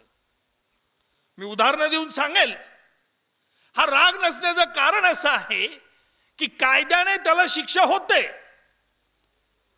परंतु मी त्यावर समाधानी नसतो. कारण याला असं आहे की त्याच्यातला चांगला गुण मी शोधत असतो आणि त्या चांगल्या गुणाला मी नेहमी फुंकर घालत असतो की तू हे चांगला झाला असता, परंतु दुर्दैवाने तू हे काम केलं म्हणून तुला त्याची शिक्षा होणार. आणि जेव्हा त्याला जाणीव होते की आपल्या हातून चुकलं आहे, आपण देखील चांगलं होऊ शकलो, तेव्हा ती मानसिक यातना, मानसिक शिक्षा ही असते आणि ही मानसिक शिक्षा आयुष्यात लोकांना सुधारू शकते. आणि म्हणून मी इथे अनेक माता बसलेल्या आहेत, माझं त्यांना आव्हान असेल की आपल्या तरुण पिढीला, लहान मुलांना, बालकांना, आपण बिझी असाल, आपण हिंदी सिरियल, मराठी सिरियल बघत असाल, पण आपल्या लहान मुलांना देखील मोबाईल देऊन त्याच्यात बिझी ठेवू नका आणि फक्त आपलं सिरियलमध्ये मन रमवू नका, कारण ही पिढी तुम्हाला घडवायची आहे. सगळ्या घरात मातीच्या चुली सारखे असतात, मी त्याला अपवाद नाहीये. मी असं दावा करणार नाही की माझ्या घरात फार चांगलं चालतं, लहान मुलं नातू बघत नाही, असं होत नाही. हे सांगण्याचं कारण आज एवढं आहे की स्वामीजींनी, विवेकानंदजींनी जो मार्ग सांगितलेला आहे की विश्व बंधुत्व निर्माण करायचं असेल तर आम्हाला आमच्यातील देखील बंधुत्व निर्माण केलं पाहिजे. आणि म्हणून हे बंधुत्व निर्माण करण्यासाठी आम्ही काय प्रयत्न करतो याचा आलेख आपण आपल्या मनाशी बांधला पाहिजे. ज्यावेळेला मी विविध अतिरेक्यांच्या विरुद्ध खटले चालवतो त्यावेळेला माझ्या मनामध्ये हा प्रश्न नेहमीच असतो. लोकांच्या मनात अनेक शंकेचं काहूर असतं. आपण बघितलं असेल की या देशातल्या नागरिकांमध्ये भेद पाडण्याचं, फूट पाडण्याचं काम या देशाबाहेरच्या काही शक्तींनी केलं. दुर्दैवाने या देशातील काही शक्ती त्याला बळी पडल्या आणि मग जेथे 93चे बॉम्बस्फोट घडले. परंतु या 93च्या बॉम्बस्फोटाच्या मागे देखील मी जर म्हटलं की शत्रू राष्ट्राचा हात होता, सहभाग होता, परंतु आम्ही तेवढ्यावरतीच थांबलो. कारण याला असं आहे की ह्या खटल्यातील परिस्थिती मला माहीत होती, परंतु त्याही पुढची परिस्थिती म्हणजे आम्ही ज्या वेळेला दहशतवाद्यांच्या विरुद्ध लढत असतो, आपलं सैन्य लढत असतं, त्या सैन्यावरती देखील निर्णायक जबाबदारी देण्याचं काम देखील आपल्या राजकीय नेतृत्वाकडे असतं. आणि म्हणून राजकीय नेतृत्व जेव्हा परिपक्वाने वागू शकतं तर या देशाचा प्रगतीचा मार्ग होऊ शकतो. अनेकांच्या मनात हे प्रश्न येतात, जे ऑपरेशन सिंदूर मध्ये असेल, सर्जिकल स्ट्राईक मध्ये असेल, की हा प्रामुख्याने प्रश्न लोकांच्या मनात उपस्थित झाला होता की आपण, आपल्यावरती हल्ला झाला, आपण तिथे विशिष्ट मर्यादेपर्यंत गेलो, पुढे का गेलो नाही, का थांबवलं. लक्षात घ्या, आपल्याला घरात बसून शिवाजी महाराजचा जन्म दुसऱ्याच्या घरी झाला पाहिजे ही मनामध्ये कल्पना आपल्याला चांगली येते. परंतु कुठलंही युद्ध, कुठलंही रबर जर आपण जास्त ताणलं तर ते रबर तुटू शकतं, फाटू शकतं. जिनेवा कन्व्हेन्शन असं सांगतं की ज्या वेळेला तुमची कोणी आगळीक करत असेल त्यावेळेला 2 महत्वाची प्रिन्सिपल तत्व आपण अंगीकारली पाहिजे. पहिलं तत्व म्हणजे प्रपोर्शनॅलिटी. ज्या प्रमाणात तुमचं नुकसान होत असेल त्या प्रमाणातच तुम्ही तेवढा प्रतिहल्ला केला पाहिजे. दुसरा महत्वाचा भाग म्हणजे आयडेंटिफिकेशन. तुमच्यावरती हल्ला होत असेल तर तुमचं जे नुकसान होत असेल तेवढ्या प्रमाणात तुम्ही आयडेंटिफाय केलं पाहिजे. या जर 2 सीमा आपण पार केल्या तर आम्ही आक्रमक होतो. आणि ज्यावेळेला आम्ही आक्रमक होतो त्यावेळेला त्याची झळ प्रत्येक सामान्य नागरिकाला पोहोचत असते. आणि म्हणून यावेळेस ती राजकीय नेतृत्वावरती ही फार मोठी जबाबदारी असते, ज्याला आम्ही कायद्याच्या भाषेत उलट तपासणीमध्ये असं म्हणतो की व्हेअर टू स्टॉप, कुठे थांबलं पाहिजे. उलट तपासणीमध्ये एक महत्वाचं तत्व असतं की साक्षीदाराची उलट तपासणी घेतली जाते, पण उलट तपासणीच्या मोहामध्ये काही वकील बांधव असे प्रश्न विचारतात की तो साक्षीदार ते उलट उत्तर आपल्या अंगावरती येतं. आणि म्हणून कुठलीही लढाई असेल तर लढाई ही कुठल्या थरापर्यंत नेली पाहिजे हे महत्वाचं आहे.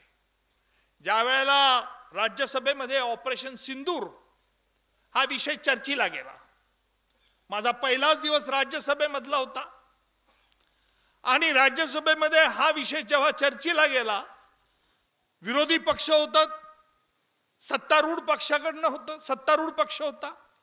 दोन्हीकडून एकमेकावरती तुफान गोळाफेक चालू होती. प्रश्न महत्वाचा हा होता की पहलगाम मध्ये जी झाली ती दुर्दैवी घटना होती, पण तरी देखील काही लोकांच्या मनात शंकेचं काहूर उपस्थित काही लोकांनी केलं, अर्थात राज्यसभेत नाही केलं. परंतु नंतर माझ्या ऐकिवात असं आलं की पहलगामची घटना ही घडली होती का घडवली होती असेही महाभागेत.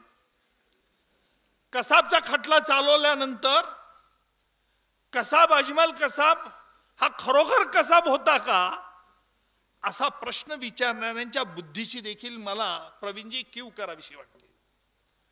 कारण एका पोलीस अधिकाऱ्याने पुस्तक लिहिलं, त्याच्यात काय लिहिलं ते मी सांगत नाही, परंतु अशा प्रकारचे आरोप करून तुम्ही जनतामध्ये एक प्रकारचा गैरसमजूत पसरवत आहात. या देशामध्ये तुम्ही जन्म घेतला, या देशाच्या मातीशी तुम्ही एकरूप झालात आणि म्हणून आपण सगळेजण भारतीय आहोत. हिंदू धर्म असं कधीही शिकवत नाही की हा धर्म वाईट आहे. मुस्लिम धर्म कधी असं शिकवत नाही की हा धर्म वाईट आहे. हे चांगलंपणा आणि वाईटपणा ही जी विषवृत्ती आहे ही काही लोकांनी पसरवलेली असते आणि म्हणून त्यांच्यापासून आपण सावध राहिलं पाहिजे. विवेकानंदजींना काय अभिप्रेत होता की संपूर्ण जग मध्ये बंधुत्व निर्माण झालं पाहिजे, कारण मानव जातीची जर उन्नती व्हायची असेल तर सर्वत्र बंधुत्व निर्माण झालं पाहिजे. परंतु हा माणसांमधला एक मोठा दुर्गुण आहे. मी श्रेष्ठ का तू श्रेष्ठ ही जी स्पर्धा मानवामध्ये काही काळापासून चालते आहे आणि जिला काही लोक खतपाणी घालत असतात, बळी पडत असतात, तेथे आपण सावध असलं पाहिजे.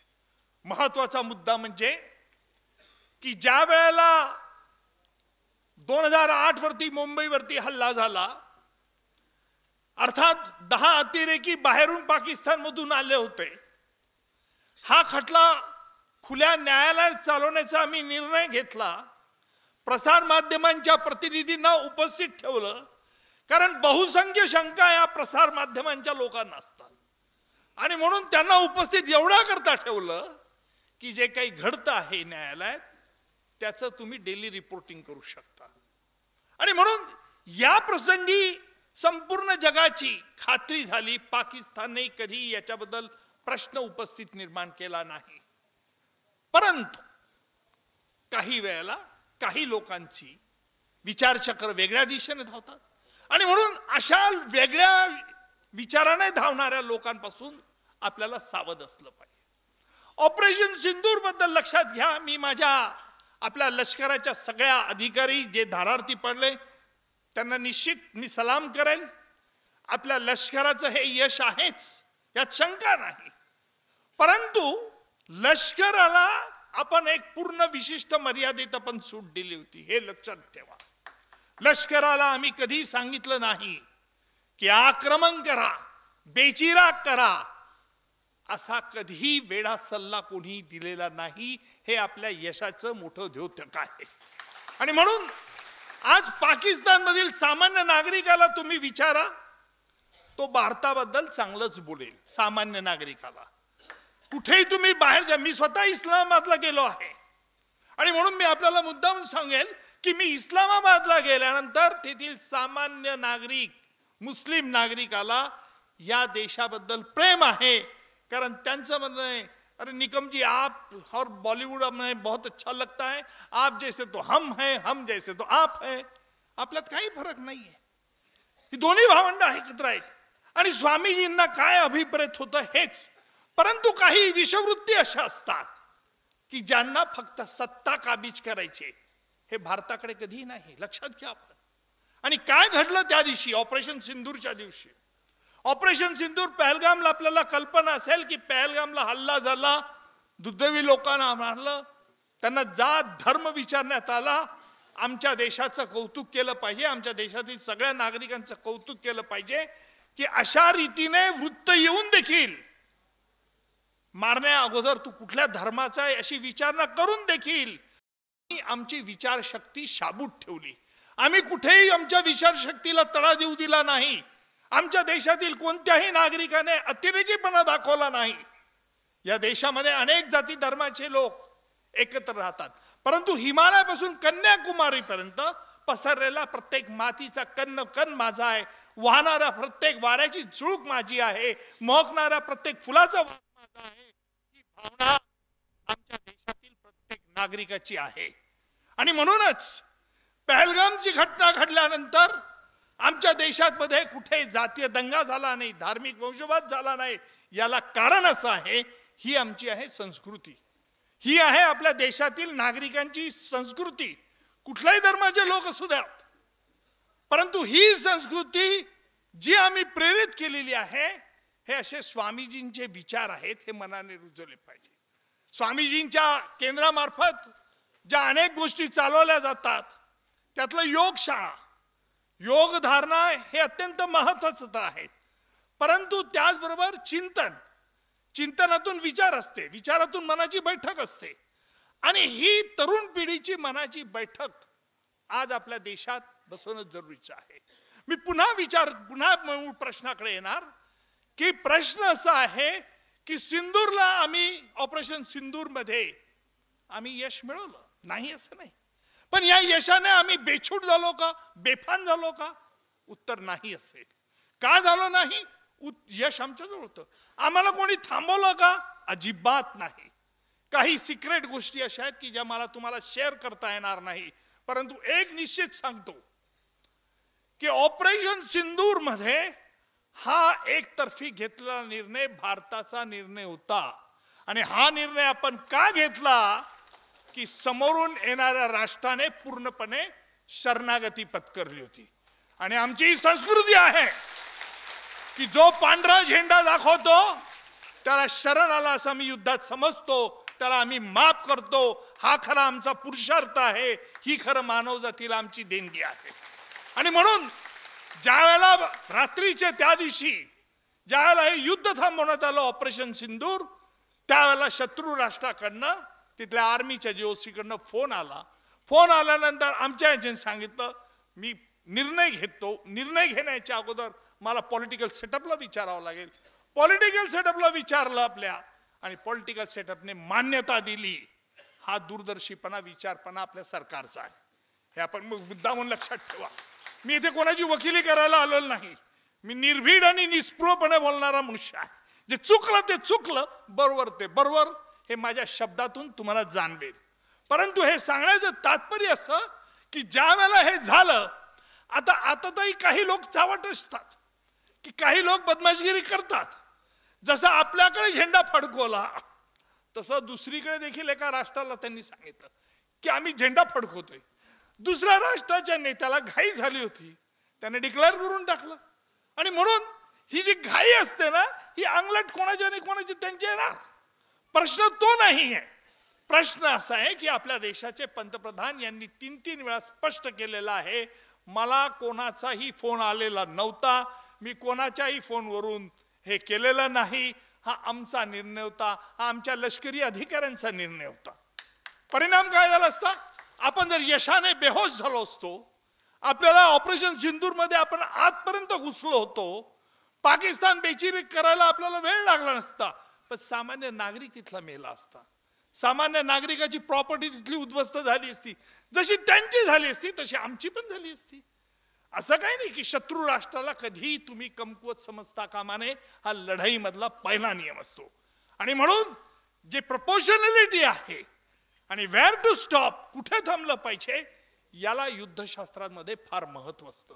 आणि म्हणून हे युद्धशास्त्राचं महत्व आज आपल्या देशामध्ये बघा की आपल्या देशातली तिन्ही सैन्याची दलं जी एकसत्री एकजिन्सी काम करतात, याला केरळ आपलं भारतीय सैन्याचं आहे. पण आम्ही अप्पलपोटी, आम्ही स्वार्थी एवढं आहोत की युद्ध असलं, लढाई झाली की आम्हाला आमच्या सैन्याची आठवण येते, आमच्या मुलांच्या एनसीसी कॅडेटची आठवण येते, बाकीच्या वेळेला येते नाही. खरं म्हणजे आपण या एनसीसीच्या मुलांना, मला वाईट वाटलं तुम्हाला मुलांना उठवताना, तुम्ही तरुण असल्यामुळे हरकत नाही, तुम्ही डिसिप्लिन फोर्स मधले आहात, परंतु अनेक लोक जमलेत, त्याच्यामुळे तुम्हाला मी तुमची क्षमा मागतो माझ्या एनसीसी कॅडेटच्या. परंतु एक आहे की मनाची श्रीमंती ही आपण नेहमी दाखवली पाहिजे. पैशाची श्रीमंती ही आळवावरच्या पाण्यासारखी असते, केव्हा निखळून पडेल याचा नेम नाही. परंतु मनाची श्रीमंती ही मोतीहून मनाच्या शिंपल्यात कायम टिकणारी असते. आणि म्हणून आज आमच्या भारतीय सैन्यामध्ये जी मनाची श्रीमंती आहे, जो एक ऑर्डर दिली आमच्या यांनी फील्ड मार्शलने, तर ती ऑर्डर फॉलोअप होते. याला म्हणतात सैन्याचं आणि राजकीय नेतृत्वाचं एकत्रीकरण. आणि म्हणून ज्याला ऑपरेशन सिंदूरमध्ये आपण बघितलं असेल की ह्या ऑपरेशन सिंदूरच्या याच्यामध्ये आम्ही सगळी लष्करी साहित्य जवळजवळ, मी सगळी म्हणणार नाही, पण जवळजवळ आम्ही स्वतः आपल्या देशाने हे विकसित तंत्रज्ञान केलं होतं. आणि या विकसित तंत्रज्ञानाच्या आधारावरती आम्ही शत्रू राष्ट्राकडून आपल्या देशातली कुठे हानी होऊ दिलं नाही. हे आपल्या यशाचं मोठं द्योतक आहे.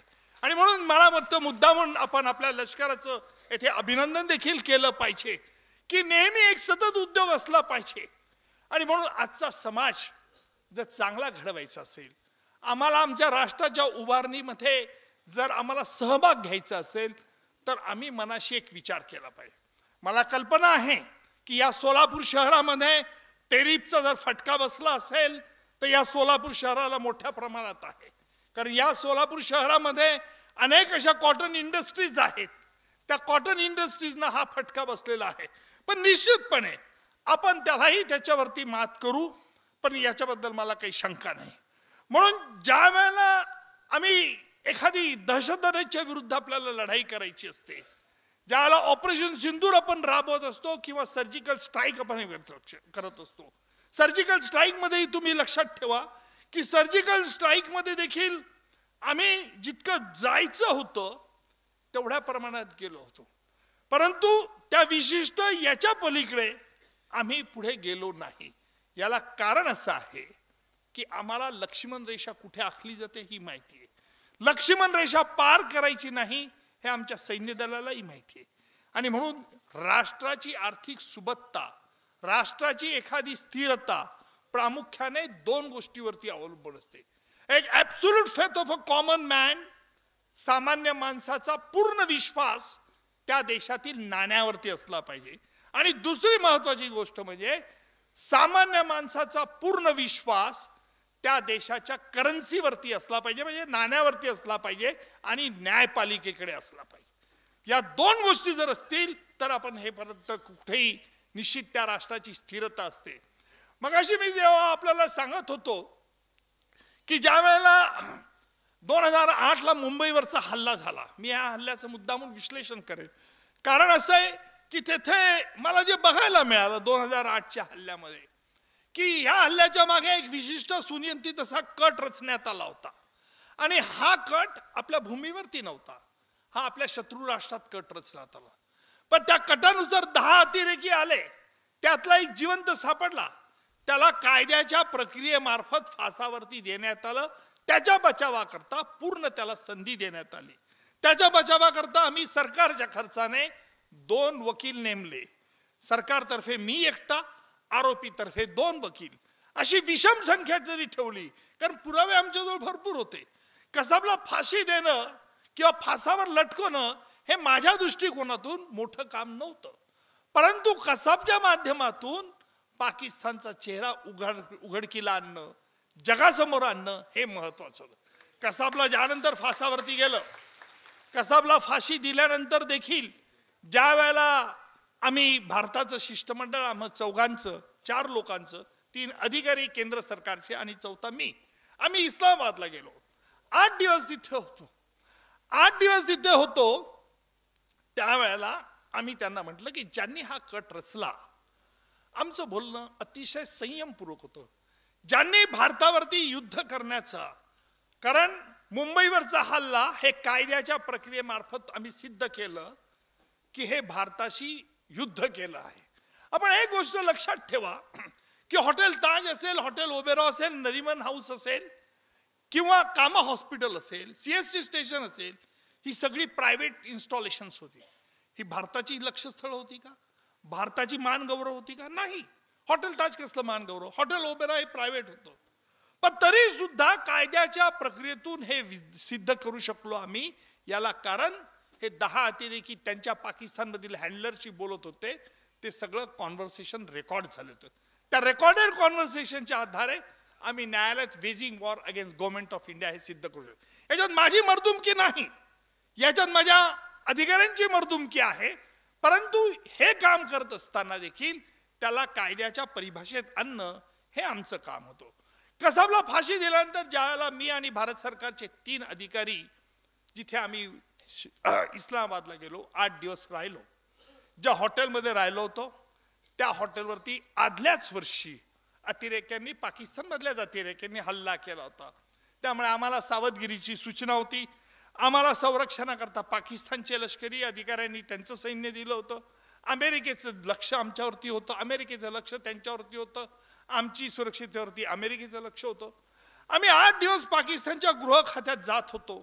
त्यांनी गोळा केलेला पुरावा, त्यांनी जे लोकांना पकडलं होतं तिथे 26/11च्या कटामध्ये, हे फार छोटे लोक होते, किरकोळ लोक. आम्ही म्हटलं ज्या तुम्ही छोट्या लोकांना पकडलं हे कट करणारे नव्हते, हे प्यादे होते, हे अंमलबजावणी होते.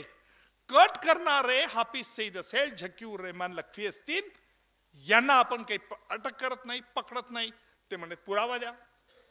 पुरावा म्हटलं त्यांनी तुम्ही शोधायचा आहे. कट तुमच्या भूमीवरती झालाय, आमच्या भूमीवरती कट नाही झाला आम्ही सांगितलं, परंतु ते काही ऐकायला तयार नव्हते. आम्ही परत हात हलवत दिल्लीला आलो. दिल्लीला आम्ही ही परिस्थिती विशद केली. ही परिस्थिती विशद केल्यानंतर परत मुंबईला आलो. मुंबईला आल्यानंतर माझ्या वाचनात डेव्हिड हेडलीने गुन्ह्याची कबुली दिल्याचे बाब स्पष्ट झाले. डेव्हिड हेडली, लक्षात घ्या आपण की काही वेळेला अशा लढायांमध्ये मी कायद्याची लढाई मानतो. सैन्य आमचं भूतलावर लढाई करतं, आम्ही न्यायालयात काही वेळेला कायद्याची लढाई करतो. आणि ह्या डेव्हिड हेडली हा 26/11च्या अगोदर मुंबईवरती आला होता. पण 26/11च्या अगोदर आल्यानंतर तो काही दिवस राहिला. तिने टार्गेटेड पोझिशनचं सगळीकडनं लोकेशन घेतलं आणि ते याला लष्कर ए तोयबा जमात उद दावाला पाठवलं आणि मग त्याप्रमाणे यांनी हल्ला केला. ही बाब जरी असली तरी डेव्हिड हेडलीला अमेरिकन न्यायालयाने 35 वर्ष शिक्षा ठोठावली होती. डेव्हिड हेडलीचा उपयोग कबुली करताना अमेरिकेने कबूल केलं की आम्ही तुला भारताच्या ताब्यात देणार नाही, भारतात तुला मात्र पुरावा घ्यायचा असेल तर भारत व्हिडिओ लिंकने घेऊ शकतात. लक्षात घ्या की काही वेळेला काही शत्रूंचा देखील आपल्याला कशा रीतीने उपयोग करून घ्यावा लागतो. आणि याच्यामध्ये आपल्याला जे संत चाणक्य गुरुजी होऊन गेले, चाणक्यांनी काही नीती चांगल्या सांगितल्या आहेत. आणि चाणक्य एक नीती म्हणजे ज्याला आपण आज गनिमी काबा म्हणू शकतो, परंतु चाणक्यांनी एक सांगितलं होतं की जरी शत्रू पक्ष हे असेल तरी त्या शत्रू पक्षाला जर तुम्हाला उपयोग काही करता येत असेल तर करून घेणं काही गैर नाही. आणि म्हणून या डेव्हिड हेडलीला माफीचा साक्षीदार, कारण इंग्रजीमध्ये म्हण आहे set a thief to catch a thief, चोराला पकडण्यासाठी चोराला पाठवा. आणि अशा रीतीने त्याला माफी देऊन आम्ही त्याचा पुरावा घेतला. परिणाम असा झाला की डेव्हिड हेडलीने लष्कर तोयबा, हाफिज सईद, झकीउर रहमान लखवी यांचा आणि लष्कर तोयबा जमात उद दावाचा कसा संबंध आहे याच्याबद्दलचे ईमेल करेस्पॉन्डन्स दिले. हे ईमेल करेस्पॉन्डन्स आम्ही पाकिस्तानला डोशियर मार्फत पाठवून दिले. या सगळ्या गोष्टी मी ज्या वेळेला राज्यसभेत सांगितल्या त्यावेळेला कारण असं आहे की ज्या वेळेला आम्ही ऑपरेशन सिंदूर बद्दल कौतुक करतो, ऑपरेशन सिंदूर बद्दल ज्या वेळेला विचार करतो त्यावेळेला आम्हाला तुलनात्मक हा देखील विचार करावा लागतो की आम्ही पूर्वी काय केलं, आता काय करणार आहोत, यापुढच्या भविष्य काळात काय करणार आहोत. आणि म्हणून ऑपरेशन सिंदूरच्या यशातून फक्त आम्ही फार हे निघालो, बेहोश झालो अशातला भाग नव्हता, परंतु ऑपरेशन सिंधू एका निर्णायक वेळी थांबवणं हे देखील महत्वाचं शहाणपणाचं लक्षण होतं जे भारत सरकारने केलं. आणि मला वाटतं ऑपरेशन सिंदूरच्या मार्फत अनेक लोकांची कल्पना आहे, आपण सीज फायरला का कल्पना दिली, सीज फायरला का मान्यता दिली. आम्ही सीज फायरला मान्यता एवढीच दिली की आम्हाला विश्व असं आहे की पाकिस्तान बरोबर आपण जर हे केलं असतं तर काय घडलं असतं, आम्ही पुढे त्यांचे निरपराध नागरिक मारले गेले असते, त्यांच्या आज तिथल्या प्रत्येक पाकिस्तानमधल्या नागरिकाला या देशाच्या भूमिकेबद्दल, देशाच्या जनतेबद्दल प्रेम निर्माण झालं आहे. याला कारण एकच आहे की आम्ही कुठेही अकारण हल्ला केला नाही. ज्यांनी पहलगाम बद्दलचा कट रचला, जे पहलगामला अतिरेकी आले होते, जे पहलगाम मध्ये ज्या अतिरेक्यांना शिकवण्यात आलं होतं, जिथे पाकिस्तानमध्ये या दहशतवाद्यांचे अड्डे होते, जिथे त्यांना ट्रेनिंग दिलं होतं, कसाबने त्याच्या कबुली जबाबामध्ये ही गोष्ट स्पष्ट केली होती की आम्हाला ट्रेनिंग दहशतवाद्यांना कुठे दिलं जातं. ही सगळी ठिकाणं ऑपरेशन सिंदूरमध्ये नेस्तनाबूत करण्यात आली. आणि ज्यावेळेला ऑपरेशन सिंदूरमध्ये नेस्तनाबूत केली, असं आहे की लढाईमध्ये काही हानी आपली देखील होते, विमानाची हानी होत असेल नाही होत असेल, परंतु आपल्या सैन्य दलाने स्पष्ट केलं की आमच्या विमानाची कुठेही हानी झाली नाही. आम्ही त्यांचं कुठलंही रॉकेट लॉन्चर येण्याच्या आतच, ड्रोन येण्याच्या आतच आमचं अँटी ड्रोन मिसाईल्सने आम्ही उडवून लावले. याला कारण असं आहे की आज आमची जी लष्कराची शस्त्रास्त्र जी सामुग्री आहे ही अतिशय स्वच्छ, स्पष्टपणे निर्णायक अवस्थेमध्ये आहे. आणि म्हणून आज आपल्याला मेक इन इंडिया हे फार महत्वाचं वाक्य आहे. मेक इन इंडिया, आज आम्हाला या देशामध्ये इतका जाती दानीचे धर्माचे लोक आहेत, परंतु जाती धर्माचे वेगवेगळ्या विचाराचे, वेगवेगळ्या भाषेचे विचार आहेत, परंतु काही वेळेला भाषिक वाद, धार्मिक वाद याच्याने आम्ही आमचं बंधुत्व नष्ट निर्माण करतो. आणि म्हणून स्वामीजी यांचे विचार आहेत की जे विश्व बंधुत्व आहे, हे विश्व बंधुत्व निर्माण होणं जरुरीचं आहे. आणि हे जरुरीचं एवढ्या करता आहे की आम्हाला सामान्य माणसाला देखील आपसातील मतभेद हे मिटवले पाहिजे. दुसऱ्याकडे बघण्याचा दृष्टिकोन, दुसऱ्या धार्मिक व्यक्तीकडे बघण्याचा दृष्टिकोन आम्ही बदलला पाहिजे. आमच्यात कावीळ कुठेही निर्माण होता कामा नये. ही कावीळ आपला देखील नाश करू शकते, याचा देखील आपण फक्त लक्षात ठेवलं पाहिजे. मी जास्त बोलत नाही, वकिलाला तशी भाषणाची सवय नसते आणि फुकट बोलायची सवय तर अजिबात नसते, पण इथे वकील साहेब आलेले आहेत, ते चिडतील माझ्यावरती, परंतु निश्चितपणे मी मनापासून एवढ्या करता बोलतो कारण हा देशामध्ये आपला जन्म होणं, आपल्याला स्वामीजींचे सारखे लोक मिळणार, फिलॉसॉफर मिळणार, हे आपल्या सगळ्यांचं भाग्य आहे. एवढं बोलून मी आपली रजा घेतो. जय हिंद, जय भारत.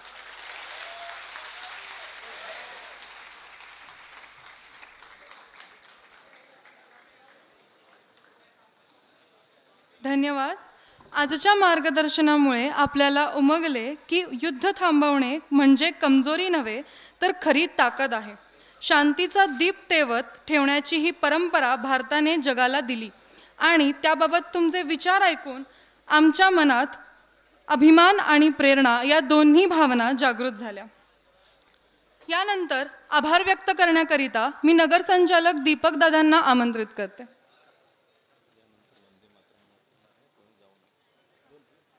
आज विवेकानंद केंद्र कन्याकुमारी शाखा सोलापूरच्या वतीनं आयोजित या व्याख्यानानं भारताने ऑपरेशन सिंदूर का थांबवले या अत्यंत महत्त्वाच्या विषयावर आम्हाला प्रबोधन मिळालं. सर्वप्रथम मी आमचे प्रमुख वक्ते परमश्रद्धेय पद्मश्री ॲडव्होकेट डॉक्टर श्री उज्ज्वल निकम यांचे मनपूर्वक आभार मानतो. आपल्या अभ्यासपूर्ण व प्रेरणादायी व्याख्यानामुळे आपल्या सर्वांना विषयाची सखोल माहिती मिळालीच, पण त्याचबरोबर राष्ट्रभावनेची ऊर्जा देखील मिळाली. तसेच या कार्यक्रमाला प्रमुख पाहुणे म्हणून उपस्थित राहिलेले आमच्या घरातले श्री मनीष बलदवा यांचेही मनपूर्वक आभार.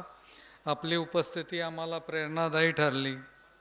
श्री प्रवीणजी दाभोळकर कोषाध्यक्ष विवेकानंद कन्याकुमारी हे कलकत्त्याहून या कार्यक्रमासाठी आले, यांचेही विशेष आभार. आपल्या मार्गदर्शनामुळे हा कार्यक्रम यशस्वी झाला. या व्याख्यानमालाचे स्थळ म्हणून सहकार्य करणारे श्री शिवछत्रपती रंगभवन सभागृह सोलापूर व्यवस्थापनाचे मनपूर्वक आभार. पत्रकार बंधू ज्यांनी या कार्यक्रमाची प्रसिद्धी करून सहकार्य केले त्यांचे विशेष आभार. तसेच या ठिकाणी उपस्थित असलेले आपण सर्व मान्यवर, विवेकानंद केंद्रप्रेमी बंधू भगिनी व मित्र परिवार यांचे मी मनपूर्वक आभार मानतो. अखेर या कार्यक्रमाच्या आयोजनात प्रत्यक्ष अप्रत्यक्ष सहकार्य करणारे व कार्यक्रमाचे देणगीदार या सर्वांचे मी ऋणी आहे. धन्यवाद.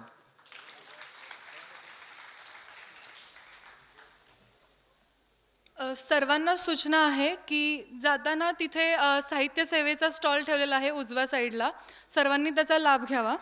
आणि YLDAच्या अंतर्गत तुम्हाला एक कागद दिलेला आहे, तिथे खाली तुमचे नाव लिहून तो कागद कट करून तिथे रजिस्ट्रेशनसाठी एक स्टॉल ठेवलेला आहे, त्याच्या बाजूलाच बॉक्स आहे, त्या बॉक्समध्ये त्या चिठ्ठ्या तुम्ही घालायच्या आहेत. आणि ज्यांना आत्ता रजिस्ट्रेशन करायचे आहे त्यांच्यासाठी तिथे स्टॉल ठेवलेला आहे, त्यांनी तिथे स्कॅन करून रजिस्ट्रेशन करू शकता. तर आता कार्यक्रमाची सांगता शांती मंत्राने होईल आणि त्यानंतर सर्वांनी इथेच थांबायचे आहे. योगीनाथ दादा वंदे मातरम घेतील.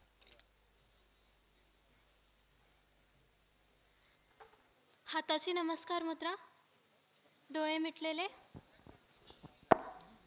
सर्वे भवन्तु सुखिनः, सर्वे सन्तु निरामया, सर्वे भद्राणि पश्यन्तु, मा कश्चित् दुःखभाग् भवेत्. ओम शांती शांती शांती.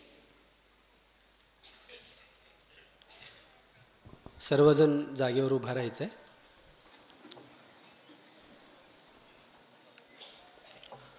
वंदे मातरम सुजलां सुफलां मलयज शीतलां सस्यश्यामलां मातरं वन्दे मातरम्. शुभ्रज्योत्स्नां पुलकितयामिनीं पुल्लकुसुमितद्रुमदलशोषिणीं सुखदां वरदां मातरं वन्दे मातरम्. कोटिकोटिकण्ठ कलकलनिनाद कराले, कोटि कोटि भुजैर्धृत खर करवाले. अबला के नो माये तो बले, बहुबलधारिणीं नमामि तारिणीं रिपुदलवारिणीं मातरं वन्दे मातरम्.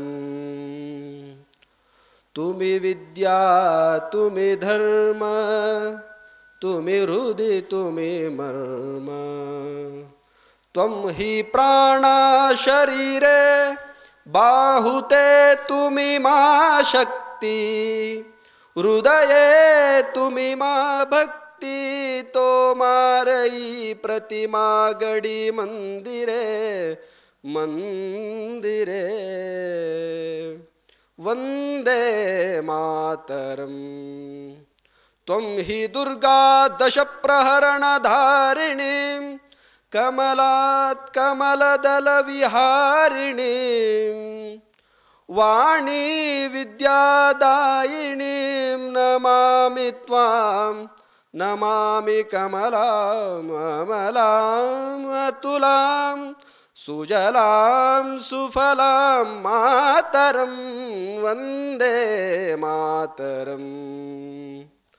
श्यामलां सरलां सुष्मितां भूषितां, धरणीं भरणीं मातरं वन्दे मातरम्. वन्दे मातरम. भारत माता की